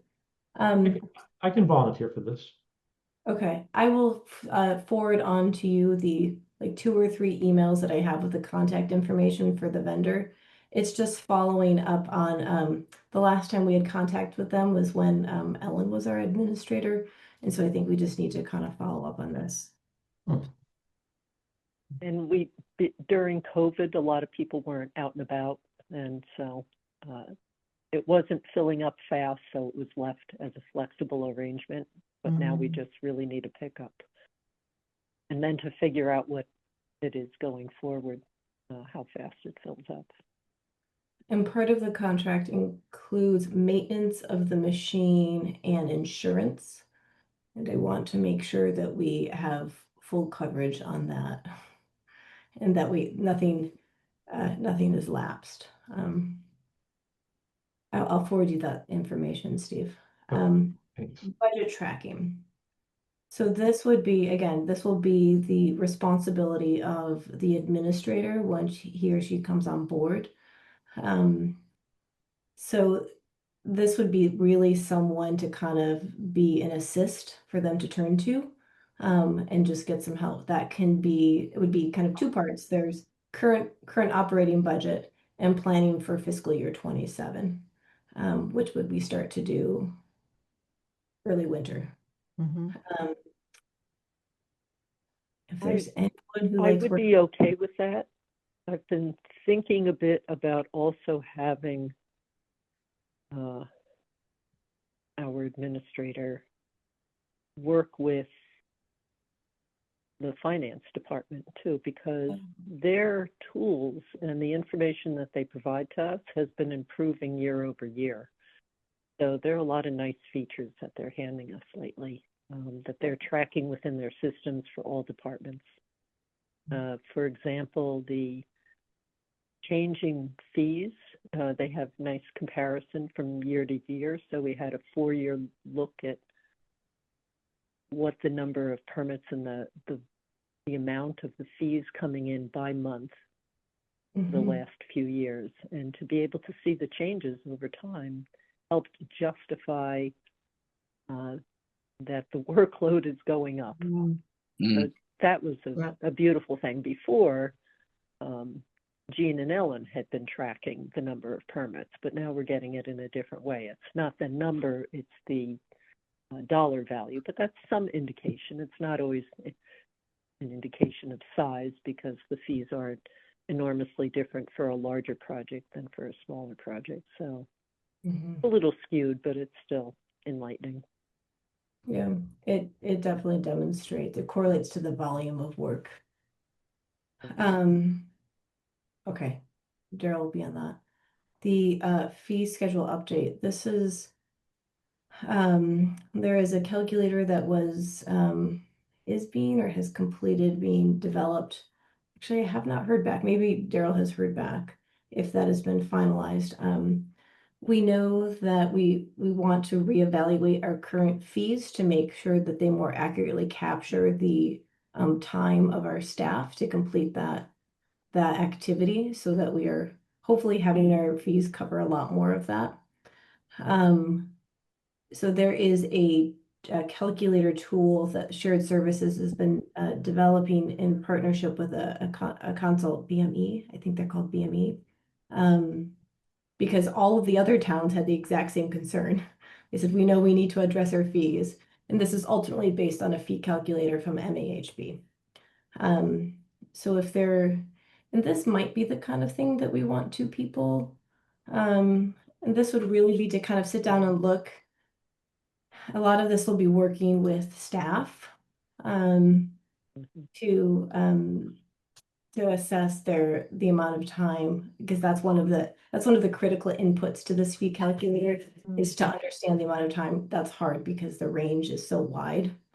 The amount of time Mark puts in for someone installing a new septic can vary by threefold. Yep, true. I'd say even more than threefold. Uh, It's a far Tenfold at times. So that'll be the hardest part, I think. well, yeah. And I this can is help again, with that. I haven't offered to do anything yet. I know I haven't I'd either. be happy to help with that. and this would ultimately this will come into, once an administrator is kind of up to speed, this would be a huge part carried by an administrator. But we need to support that person as they're getting into that. And I think it should involve some of the board members. So I volunteer to help also. Certainly, I've done plenty of public hearings. Okay. That sounds great. If we get to the point where we can have a public hearing because we have a new plan, that's success. This one, I actually think this should be too. This is all things public health district. Honestly, Daryl, you're probably the best person to describe this, but I tried to break it down to there is a monthly meeting. It's typically at least 2.5 to 3 hours. It's the last Tuesday of every month, starting at 9 a.m. So for our members who are working during that time, I can tell you this is going to be hard. In addition, there are extra meetings right now, advisory committee and strategic planning. And I they're would in love to person? be involved with that. But I know that I also am going to have some conflicts. Can I help out if I'm able to join? Like, I don't know, could whoever the other people are that are on this, could I be involved somehow? You can be involved. The only thing we would have a hard time is if we had quorum of our board at the meeting. So we could do it. We just have to remember to post that we were sort of having a meeting at the same time. And then I don't know how we handle the minutes for that. It hasn't been a problem so far because it's, Yeah, it's almost always just hard Daryl. to get to. I think I've only attended maybe 25% of the meetings.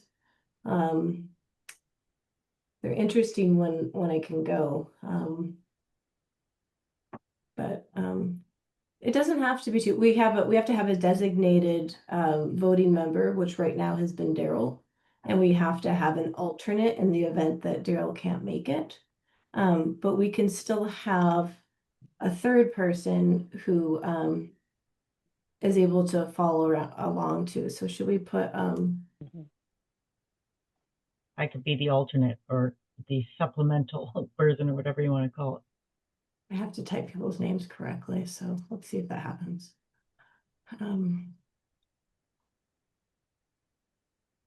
Okay.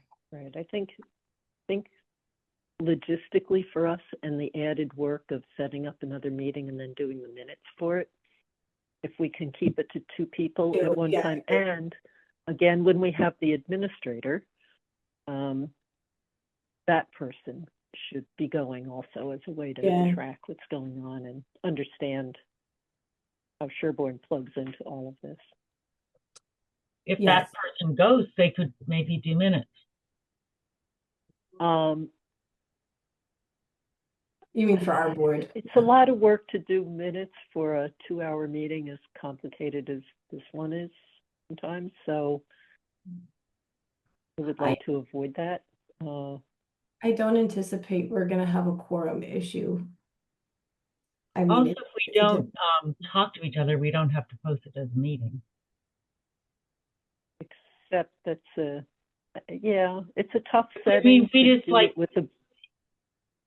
We cannot not discuss and not. There will have to be one person that votes for as our representative. And right now, Daryl is the voting member. And right now I've been the backup member, but Daryl is so diligent that she's always there. That I have. Right. Luckily, they picked a time where I had a routine Tuesday morning meeting that ended. That had been going on for a couple of years, and so I had that slot open and reserved already. So it has worked out for me, but yeah. But I mean, I totally get these issues, so it's also possible to just be an observer without participating. Oh, that's absolutely true. I think they're. I don't know if they're recorded. They are recorded. I don't know they if are they're posted. Okay. That's the other thing if you want to participate asynchronously, just to kind of know what's going on. I don't know where you go to view them. But there's meeting minutes. It might be on the Needham website or something. I could ask. Somebody could ask, and then you could watch it at like 1.5 to 2 times the speed and get through them quicker. Or on the car ride. All right, so our public health nurse, Gail Varsa, who's been fantastic, she continues to send kind of on a monthly basis, just kind of a review and an update of what she's been doing, kind of ongoing projects, any acute issues that she's had. This could very well continue to be the chair and vice chair, or if there's anyone else who's particularly interested in hearing those updates or being a contact for her. I'd be interested in just reading her updates. Oh yeah. Can that just be included the minute? Can that just be passed on as a copy? Yeah, I asked Jean to send on the last one that she wrote up to everybody. I'll check back with her on that. And I'll make sure I actually press send on it. Yeah. Sometimes those things pop into drafts before I notice that I hadn't sent it. And then I think I sent it.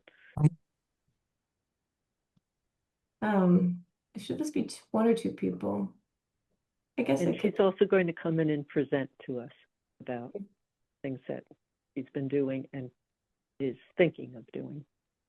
Yeah. One or two. Because eventually the I think only one. Yeah. I mean, I would love to be involved with the public health nurse because it's very clinical. We can, we should be able to have Jean just forward those on. Because otherwise we could do an update at meetings if we've gotten the update from her. Yeah, But that'd be great. Maybe we just want to just pass it on to members, and if there's no deliberation, then it can just be forwarded on from the administrator. It's just an FYI. That might be the better way to do it. And then if there is something within her update that we need to discuss as a board, then we put it on the agenda. I think that might be the better way. And she can attend, so. Yeah, yeah. So then I guess this would be the person who she would send her update to or any questions. And then that person would make sure that it was forwarded on by Jean or the new administrator. Is there anybody who wants to do that? I could I'd do love to that. be involved with the public health nurse. I guess you can have two, as long as when you forward it, there's not dialogue. Do you guys want to do that? Or how? It doesn't matter to me. I'm happy if you're both I'm interested. totally happy to do it together. I just like the clinical aspect, and it would be fun to communicate with her. So if we could do that together, that'd be fine with me. Diana, were you raising your hand or did I misread your? I don't want to sign you up if you're saying no.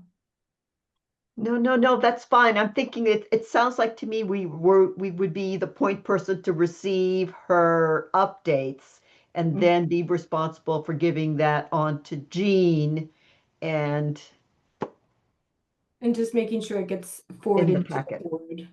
And if there is a particular issue that needs to come before the board or that for discussion, just making sure just making sure it gets added to the agenda. That's all that I think would be. And in the event that there was an emergency issue, then I think you would be, involved with actually speaking to her and going. Yeah. Which And has not come up. This may change over time.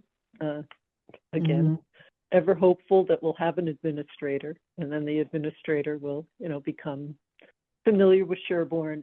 And these are all the things that Ellen used to do, is interface with staff and then figure out which issues should come before the board. So I think some of these things over time will become less something that is on our shoulders and back into the staff. I think that is the goal. That's the goal, is to make this more sustainable.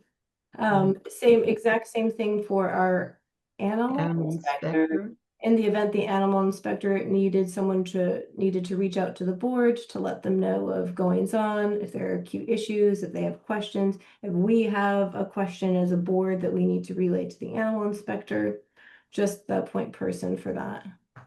Oh, I could do that too. Okay, sounds great. We'll say she's very nice. after years of really never having spoken to the animal inspector, I've spoken to her a whole lot this year. So, and she's a pleasure to work with. So what days is she in the office? Never. She does as needed, and she Okay. has inspections that she does that's driven seasonally. And then if issues come up, the most recent one was someone had a sick chicken, and they weren't sure if it was because the chicken was reaching the end of its natural life, or could it have been avian flu? And so Blue. she Yeah. walked that person through what were the signs of avian flu, and that was What great. was her final diagnosis? Age, just Old aging out. chicken. Yes, exactly. Okay. Did not have any of the signs of avian flu. That's a relief. That's good. Food inspector, same thing. Contact for any updates, acute issues, developing needs. I would have to say, so used to talking to Tom, and it doesn't take a lot of time.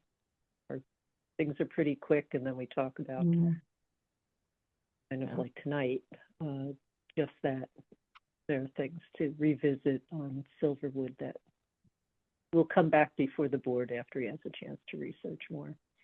So he's pretty on top of stuff.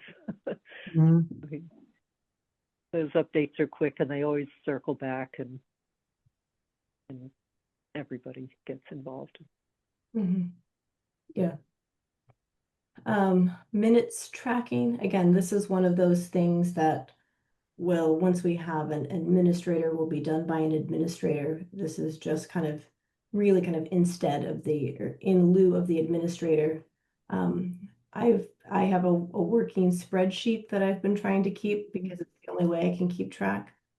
Hopefully, guys, if when we get through the voting on the meeting minutes here, I can say that we are caught up with only like one special meeting and one joint meeting, which are very short minutes, but that'll be very exciting that we're caught up. So I'm willing to volunteer for this one because I'm already doing it. ADUs. This one is definitely up and coming. And honestly, we might want to have three. Three? Can we have three people? Oh, without having a quorum? As long as we're not talking about, it's more like the information for ADUs is continuing to come out. And we as a board, we as a town continue to have more questions about ADUs as we're actually starting to see this put into practice. And so someone who just kind of wants to help, you know, as we get questions in from planning or building or conservation, or as we generate questions as a board, if that needs to get kicked over to someone else, or just trying to help understand. One of the things that I'm very eagerly awaiting is I was at the MAHB conference a few weeks ago, and they said that they are going to have a virtual workshop on ADUs sometime this summer, of which I cannot wait. And they acknowledge that everyone is confused. So we are not alone as we are asking lots of questions. So I think someone would probably attend that, or at least one person would attend that to be able to relay back any information to this board. But a lot of this too also comes from Mark. So working with Mark to understand. Is there a ZBA interface for that as well, or?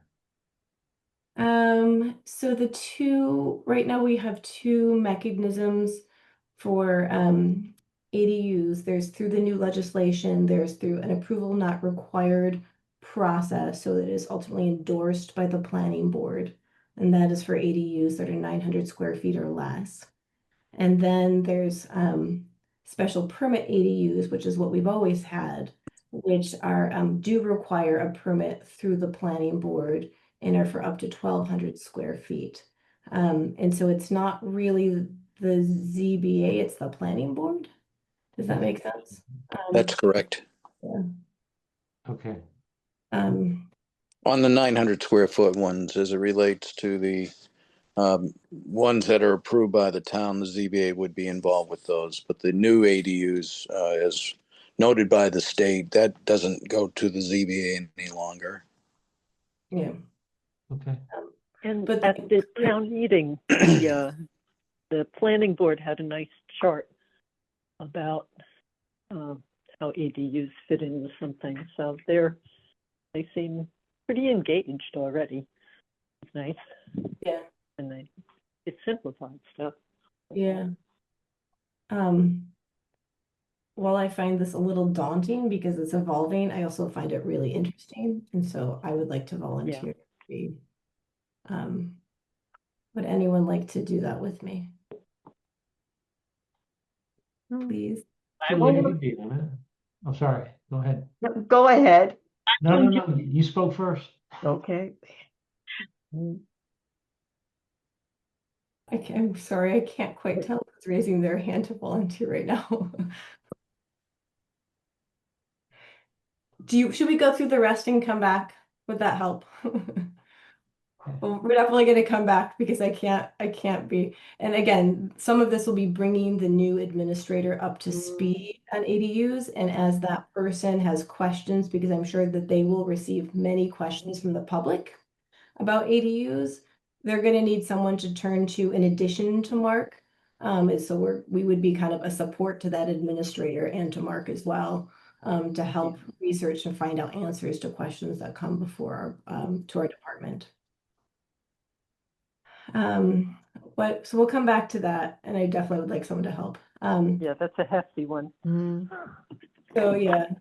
So this is, if you guys remember from like almost a year ago now, we had Sarah McColgan come on, who was just going through, she had provided a draft, a kind of a rough working draft of regulations to kind of incorporate, really to kind of go through and look at areas of our regulations that are optional and perhaps we need to have stronger language about, instead of may and turning it to shall. She had put together kind of a nice section. Some of it was potentially adding in, like we have to uphold the state regulations, which we do, but then it might be easier to include some of that language in with our regulations. This will ultimately be an administrator's role. But if there's someone particularly who is interested in that sausage making of the regulations, reconciling these things, bringing back the issues to the board that we have to discuss, that would be this person who might be passionate about this topic. Didn't we already do that? I must have just missed it. I thought we voted on it, and I'm confused. So she presented to us kind of a rough working draft and particularly highlighted areas that are per our local regs that we might want to go back and revisit, not because they're out of line with the state, but because we might want to adjust our language. It was last July, so. Yeah. I also view it a little differently. I think she was suggesting that, again, this is not required because right now, when the food camp inspector, Tom, does inspections regarding tobacco, he is, of course, following the state regulations. And then in addition to state regulations, where hours are more restrictive or have extra provisions, he also does those. We were ahead of the state at one point, and now the state has either matched or slightly exceeded us in some things. So I see this as not just updating our regs, but deciding how we want to and whether we want to duplicate the state regulations at the local level, which means like more updating efforts and always tracking, or do we want to further simplify our local regulations, rely on the state, and then have a much smaller set of only local extra things? Would be like a whole other approach. So her suggestion, I thought it was an interesting one and not a bad one, just a little more work over time for us, would be fully adopting the state, recreating the state at the local level, and then adding our stuff too, so that the vendors in town have just one resource to go to. But we have between 1 and 2 tobacco or nicotine product vendors at any given time. So it's not a big population that we're serving. So for someone to just think through those issues would be nice. Yeah, if someone's passionate. I just thought we did 2019. That's why I'm confused. And then when this came on, I thought we voted on that, but I guess we didn't. But I was completely surprised right now when I read this that it's the 29 update. 'Cause I thought we'd already. 2019 was a state update. I understand, but we had, I don't remember which year it was, and I think it was then. We had it was on our board, and our board voted on it. I didn't. I just assumed that it got incorporated because we discussed it, and like people from MHB came to our meeting and everything. So, but the whole board is different except for Daryl and me. And my memory was that we voted in, and I didn't know that it didn't ever get put in. So I was just curious.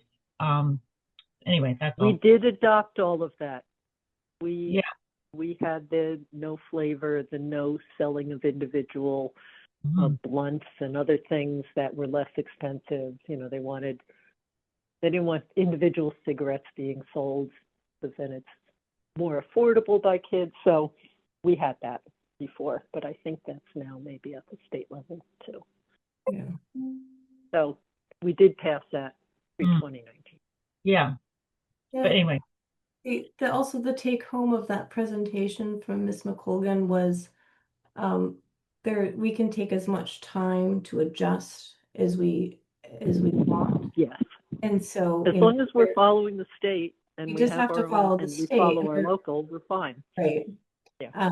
And so this is not, in many ways, I imagine that this will be something our administrator in the future takes up once they've kind of gotten their feet under them.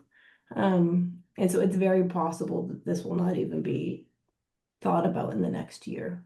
I mean, it is not urgent in that way.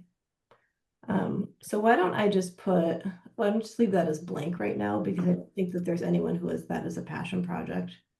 And I think that's perfectly fine. Yeah, that one's nice because it isn't a rush, and I've confirmed that with Needham, MAHB, and a number of other folks who deal with tobacco all the time. They said we do not need to reproduce it at the local level. All right. Okay, so I want to get us out of here at a reasonable hour. So for the EHIR, this was I'm not proposing right now, particularly as we're trying to onboard a new administrator, hopefully, a major regulation review and update. What I am proposing is through the many 40B projects that we have been looking at, we kind of collectively talked about revisiting with our new town council, our current town council, one of the provisions in section 3.1F under regulation 3 that we feel like probably would be best to be taken out. And so that would be anyone who would want to kind of explore that with town council. And then I think this would be a fairly simple hearing if we're just talking about striking one subsection. Yeah. Can we discuss? I'm very interested in this, as you might know, but so I'd love to be involved in that. Okay. Do you want to take the lead on?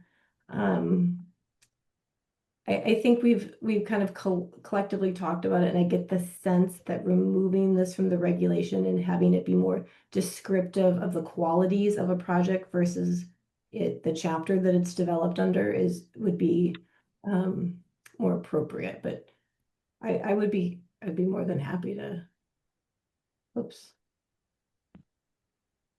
I'm just saying that that was my thinking, Rebecca, when I put this on here. It feels in many ways like a housekeeping issue, and should be pretty manageable. Okay, let's see if we can go faster. The soil testing application form, one of the things that's become highlighted through recent experience is one of our soil testing application form does not provide a line for an applicant to explain what they're testing for, whether or not they're testing for an SAS and groundwater at the house site, or if they're testing for just one of those. And it would be very helpful, particularly as we're collecting fees, to have that articulated better on our form. This is simply working with staff to update the form. I would be happy to do this because I was the person I think has noticed this issue and has worked with Jean, and we said, oh yeah, we just need to change the form. And because it's not actually requiring any change in fee, it's just making sure we get better detailed information on our application so we can treat it appropriately. It's all that it is. It's a line. This is I think just, that makes sense. yeah, okay. The farm pond, both the bathing beach and then someone who might want to kind of be a liaison to the Farm Pond Advisory Committee, particularly on the issue of HABs, the harmful algae blooms. And anyone who wants to take the lead on the public education component, which I believe we need to probably at the next meeting revisit the posted sign, right?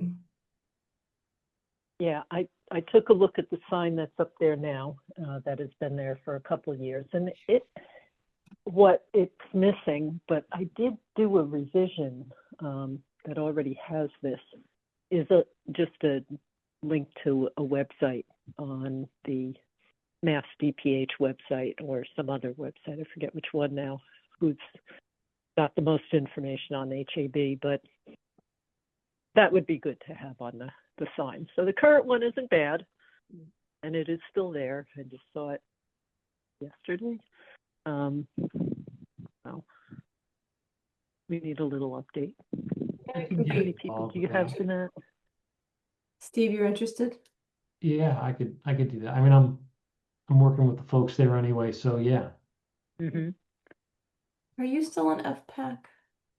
No, you're in groundwater. Okay, I'm sorry. I'm trying to. No, We're already in those groundwater anymore. meetings, Steve. No. Okay. Okay, so that's perfect. That sounds great. We kind of already have Steve and Daryl doing the personnel hiring, so they're the ones who've been looking at the resumes. Unless one of them wants to run away screaming, please don't. I would love to have you both continue doing that since you're already familiar with, I mean, I'm hoping that we'll be done with the process for both our supplemental health agent and our administrator in the near I'm future. fine with it. Yeah. Yeah, I'd Those like who are to doing be that. involved. I know that's been a heavier lift, especially as we were trying to find an administrator. I appreciate you guys doing that. For this one, I was trying to make a list of all the things we've kind of talked about in the last year or two. For the ledge disruption, one of our take homes after that, we realized that we do not have a form letter for if there is someone who applies, they are required to notify abutters, and we have nothing to provide them that they could fill that information in. This is a great opportunity for public education. It would be nice to have something rather than expecting an applicant to generate that themselves, where we actually have an opportunity here to educate.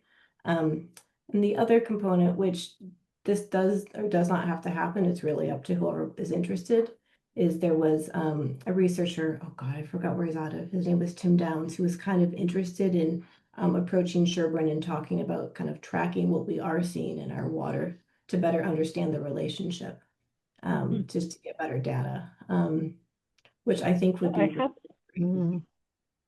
Yeah, that's nice that he wants to do that. So I have some good news and bad news. I had remembered that back when the board first discussed the whole ledge disruption regulation, that we had drafted a notification letter for abutters. And then I couldn't find it, and I just ran across it last week, but of course didn't write down where I found it in my file directory structure. But now I'm hopeful that it does exist. I just have to find it again. I was busy doing work stuff and just tripped across it. So hopefully I could locate that, and whoever wants to do this, I could, oh God, no. I could No, you're pass not it on. volunteering. You're going to find it. You're going to give it to someone. They're going to look through. They'll bring it back to our board. We'll talk about it, and then we'll have something useful to provide. I like it. All right. So Daryl, if you have a letter, and I hate it when I do that and file something and then it's, or it ends up it went getting somewhere filed strange. someplace. Yeah, So- I should find, if I do now a word search of words that might have been in it, I should be able to find it again, or maybe it's in my, recently opened documents. So as long as I do that soon before it gets pushed off the list. So does someone have Timothy Downs' contact info? Because I'd be willing to reach out to him and. I think we would have to dig that up. I'm not saying that that has to happen. It was just one of the things that we had talked about, is that perhaps the community would be interested in studying further. Yeah. I don't know what it involves. I don't know the expectations, the ask it would be of residents. I would not commit to anything until we knew people were interested and willing. It was just one of those, there are so many unknowns around this issue. Yes. And it is such an emerging science that it might be something that Sherborn could be a unique case study for this. But I think the most important thing is to have a form letter for a butter notification. That is the number one priority. So.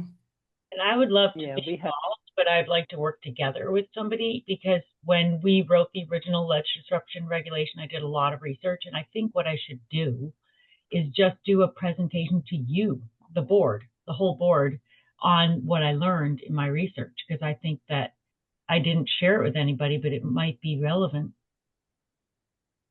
I mean, I'd love to work on this if I can, together with someone else. But I don't need to be involved with the form, but I'd love to. You want to potentially work with this, I want to say he was out of UMass, but I don't want to misspeak. I could be completely wrong about that. I feel like it was that or something in Worcester, but I can't It was remember in state. It was because he was working in Holliston. Yeah, with the issue that's been going on there for quite a while, which is kind of the source of the information that the board originally used, among other sources, just about the hazards of manganese. So it did come partly from that. I believe that some information about Timothy Downs could be in the packet of information that the Wildwood Group submitted to us at one point during our process. You have to just dig back. Diana, did I hear you say you'd be willing to look at that form letter that Daryl's going to find? Yes, and also contacting or trying to find Timothy Downs. Sure.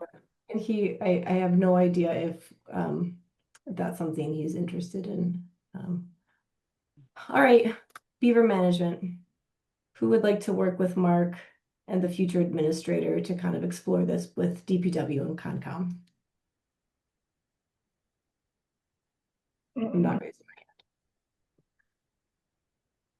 I mean, I'm interested in the subject, but I think I've volunteered for too many things, and I'm into prevention and doesn't seem like everybody else is, so maybe it won't be. I think we're all into prevention. Viable. Pretty much all we do. Yeah. Septic, all prevention. And this could be two people if there are two people. I'm happy to do research. I like working with other people. It makes it a little bit more fun. I'm happy to learn about the part that's relevant to us and how we can what are approaches to solving the challenges that DPW faces? How can we reassure them that maybe there are alternative approaches that could be helpful if there are any? But I I agree with all those concepts. For me, it depends on how soon this has to be done. I really have to just get my work under control and taken care of. So I would not, and again, I have worked on this and I've seen it work beautifully. So I know it's possible. There could be circumstances that are more challenging, and that would be interesting to find out. And I also think that the mosquito control folks are a good resource because they do this in a bunch of different towns. So they've seen, different arrangements and circumstances and might have really great guidance. So I don't even think we would have to invent everything ourselves. So I'm excited to know that you did a whole project on this and that you're really knowledgeable, so we could tap you for some of our questions. so if it isn't something, if it's something in the future, sure, but right now I can't possibly commit. I feel like this is not a has to be done right in this immediate moment. I think that if we can eventually look at the long-term planning in the next year or two, or again, a lot of this could very well be supported with a new administrator once they're up and running too. But I think a working group will always involve at least a member of the board. My only I would point say I could is that every year we have the same conversation, and I'm glad to learn tonight, which I didn't realize because I'm not paying attention to what DPW does, that we have a bunch of beaver deceivers. That's great. So, you can guide me on whether maybe later on I could learn from you how you know when it's working or if it isn't working, or when you reach a threshold where you need another one, or, when do you make those decisions? And that obviously is valuable. And Right. I could the add. way I think about this. Go ahead, Darryl. Oh, sorry. Go ahead, Mark. Oh, I was just going to say, and the important part is to have consistent management of those devices. So with the beaver deceivers, you just can't put one in and forget about it. You have to have a contractor come out and look at them and make sure it's not being. Sometimes the beavers will try to rip them apart, put holes in them, and so forth. So yeah, I mentioned it to the town administrator today and as well as Sean, and I think Julie, you might have been there too, that we really need to start looking at a management program that would have a contractor come out. And I've noted it in my emails too to Sean, that hopefully down the road they'll look at something like that. Yeah, it's costly, it costs money, but it would be more effective than chasing these as we have to all the time. So I'm sorry to interrupt, Darryl. Go ahead. I'm sorry. No, it's fine. I was thinking this might be something towards the end of the summer or the fall, because again, that's when mass mosquito control might have more time to be able to do these kind of projects when they're not busy dealing with mosquitoes. So if that's the timeline, then that would work great. I hope. Certainly in what I expected. I don't think now is the right Julie, moment. are a lot of these things that on this list that I've just volunteered for in particular imminent, like we're going to discuss them at the next meeting? No, this is just simply like, this is for people to be able to well, there are things imminent, like for the public health nurse, letting Gail know to, please send her updates to Rebecca and Diana, and then you guys will make sure that those are handled appropriately and distributed to the board. So that will happen sooner. Bill, the three of us working on Charles River, but there are much longer range things like the fee schedule update. That in the triage of things we have to do is not at the top. So I think a lot of this is triage. I think something that is coming up is West Nile and Tripoli. Mosquitoes love me. I'll volunteer for this. Okay, and it could be two people, because in the past, I think we had two people that I think part of it is the community messaging and education if we start to have elevated risk.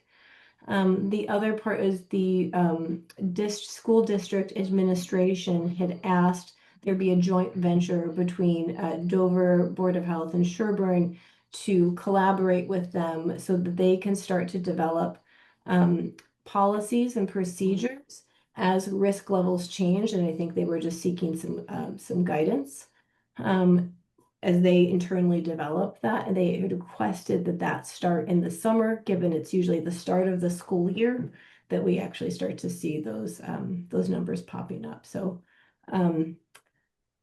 I think It would be good for that, Diana, because a lot of what we do in response to West Nile virus and Tripoli is driven by DPH guidance in any particular year. And then the other nice thing is getting a chance to work a little bit with Dover. The idea being we didn't want to have two boards of health, even though officially the regional schools in Dover, so of course they have jurisdiction, but they're trying to manage the school district similarly, and therefore coming to, consensus for the schools makes it easier so they don't have to hear two different things coming.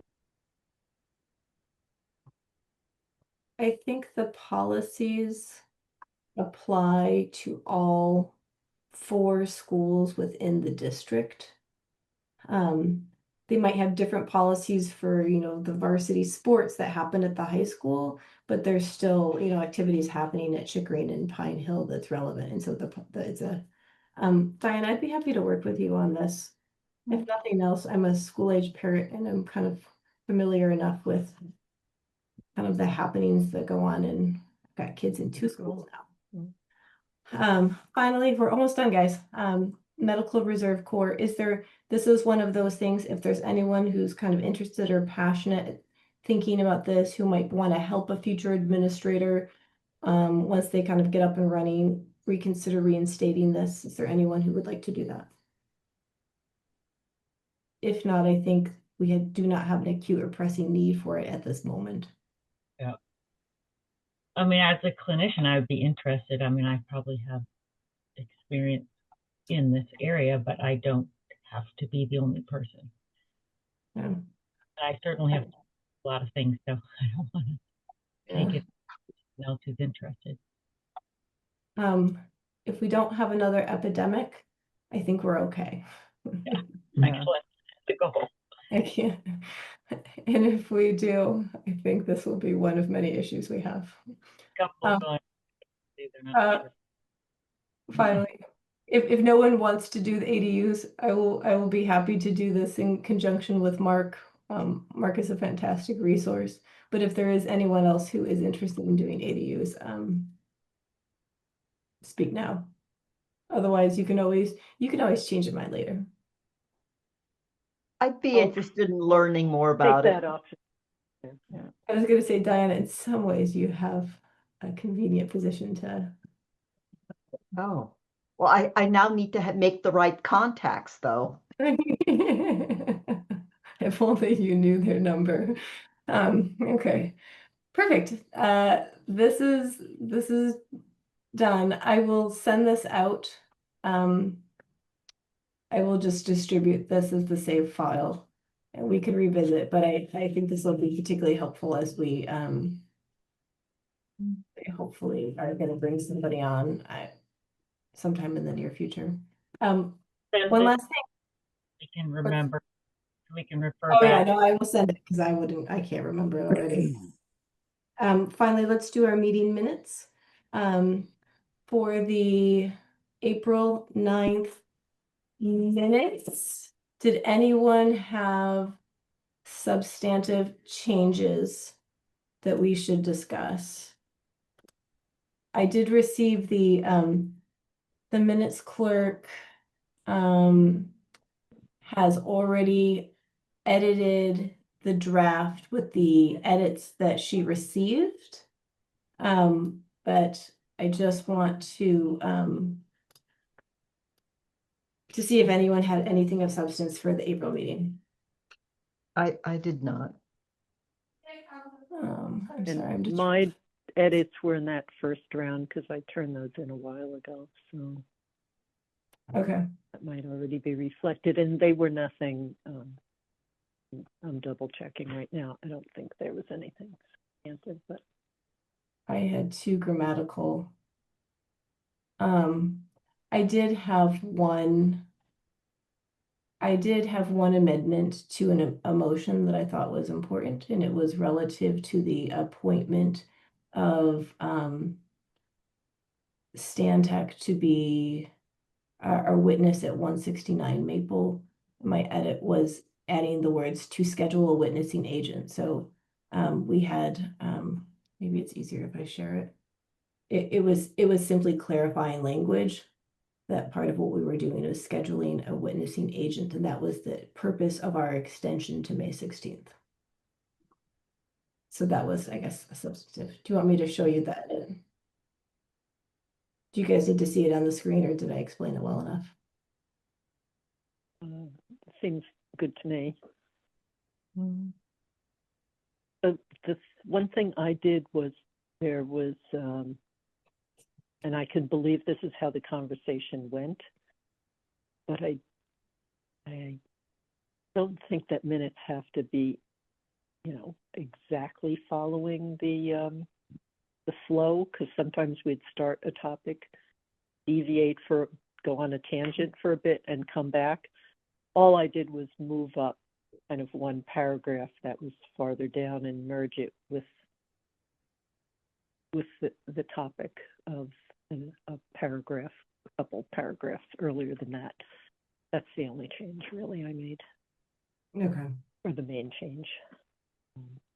So it wasn't changing content, it was just reorganizing it so that it hung together a little bit. Okay, sounds good. In that case, can I have a motion to approve the April 9th, 2025 minutes with the submitted edits? So moved. Second. Further discussion? Hearing none. Steve Constantine, aye. Julie Dreyfus, aye. Diana Hook, aye. Rebecca Honeywell, aye. Carol Beardsley, aye. Moving on to May 7th. I'm going to have to say that I didn't get to the May ones, but I am willing, if others have reviewed them, in the spirit of supporting getting them approved. Fine. I did have a few edits. It was clarifying language. Again, I'm happy to share that. It's going to end up showing part of my email. Let me see if I can show. My language was in particular relative to our approval of the Washington Street Homes Title V permit. I was clarifying, actually we didn't approve it at this meeting. This is where we requested, or we required the additional test pits due to the refusal. I was adding language in there to clearly articulate the reason that we required the additional test pits.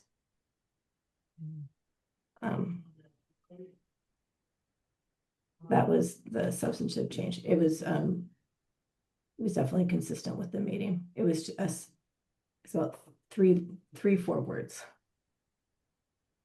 Anyone else? I thought that minutes clerk did a good job of sort of synthesizing the discussion. I dare say they are a veteran. What did you say? Said this minutes clerk is a veteran. Yeah. All right, do I have a motion to approve the May 7th, 2025 minutes with the submitted edits? So moved. Seconded. Hearing no further discussion. Steve Constantine, aye. Julie Dreyfus, aye. Diana Hook, aye. Rebecca Honeywell, aye. Daryl Beardsley, aye. Dun-dun-dun. I feel like we could have a drum roll here. Last but not least, May 21st, I had no edits. Anyone else have substantive edits? Well, quasi-substantive, I changed the date on 249 South Main Street. It said that a new plan was received in 2005, and it really was 2025. Good catch. That probably was a typo, but I went back to listen to the tape because in the context, it made no sense that the new plan was 2005 when everything else happened in 2007 and 2009, and now we had the new plan. So, yeah. That is a great catch, Diana. I missed that Yeah. entirely. Anyone else? All right, do I have a motion to approve the May 21st, 2025 minutes with submitted edits? So moved. Second. Hearing no further discussion. Steve Constantine, aye. Julie Dreyfus, aye. Diana Hook, aye.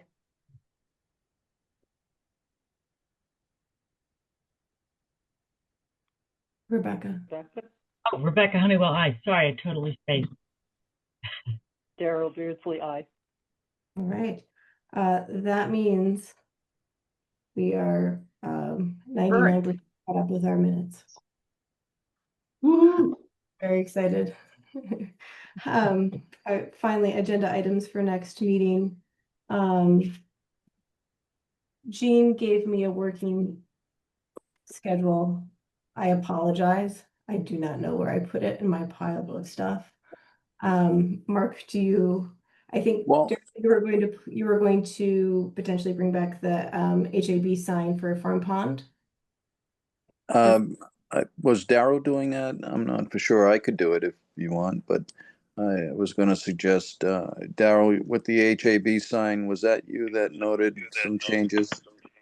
Yeah, I had done a second version, but it never got printed and posted, so the original one Okay. is up, which is not bad. But again, I just think that a link, because what we're trying to tell people is that they should inform themselves about it because we can't possibly monitor this constantly changing situation in any kind of rigorous way or constant way.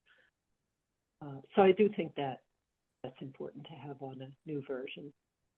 Mhm. Empower people to educate themselves so they know what kind of risks they might be up for.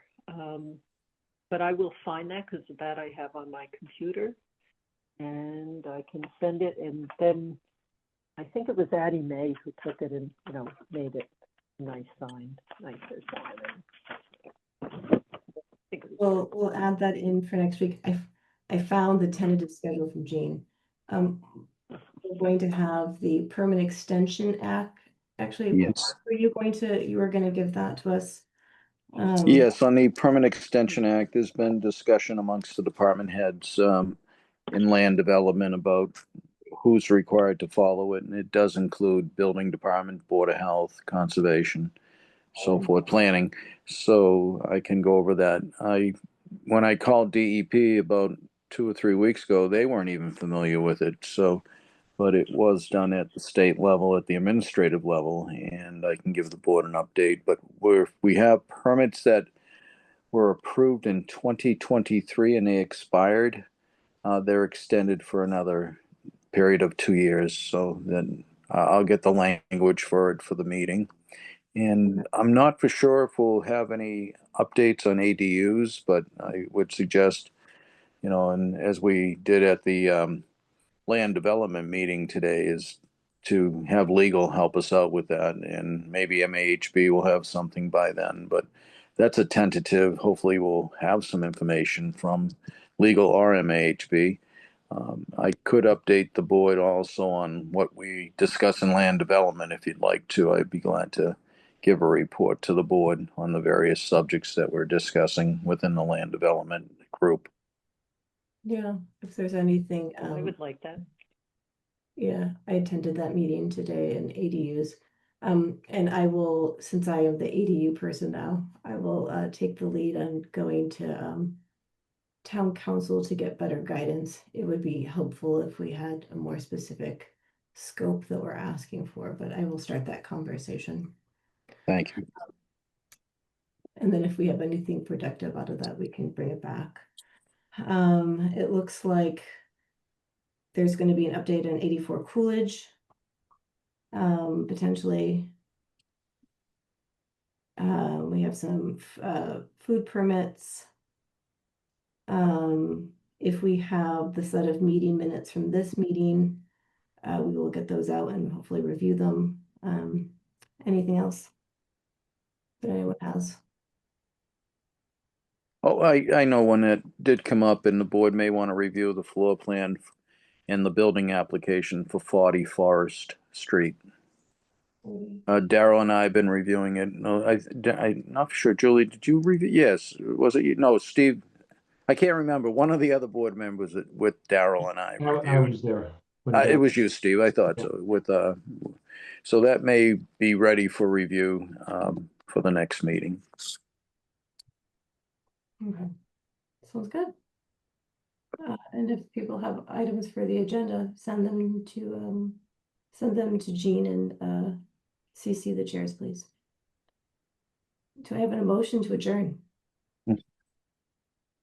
So moved. Second. No discussion? Steve Constantine, aye. Julie Dreyfus, aye. Diana Hook, aye. Rebecca Honeywell, aye. Daryl Beardsley, aye. Thank you, everyone. Have a good night. Have a good Good night. night, everyone. Thank you. Bye. Good night.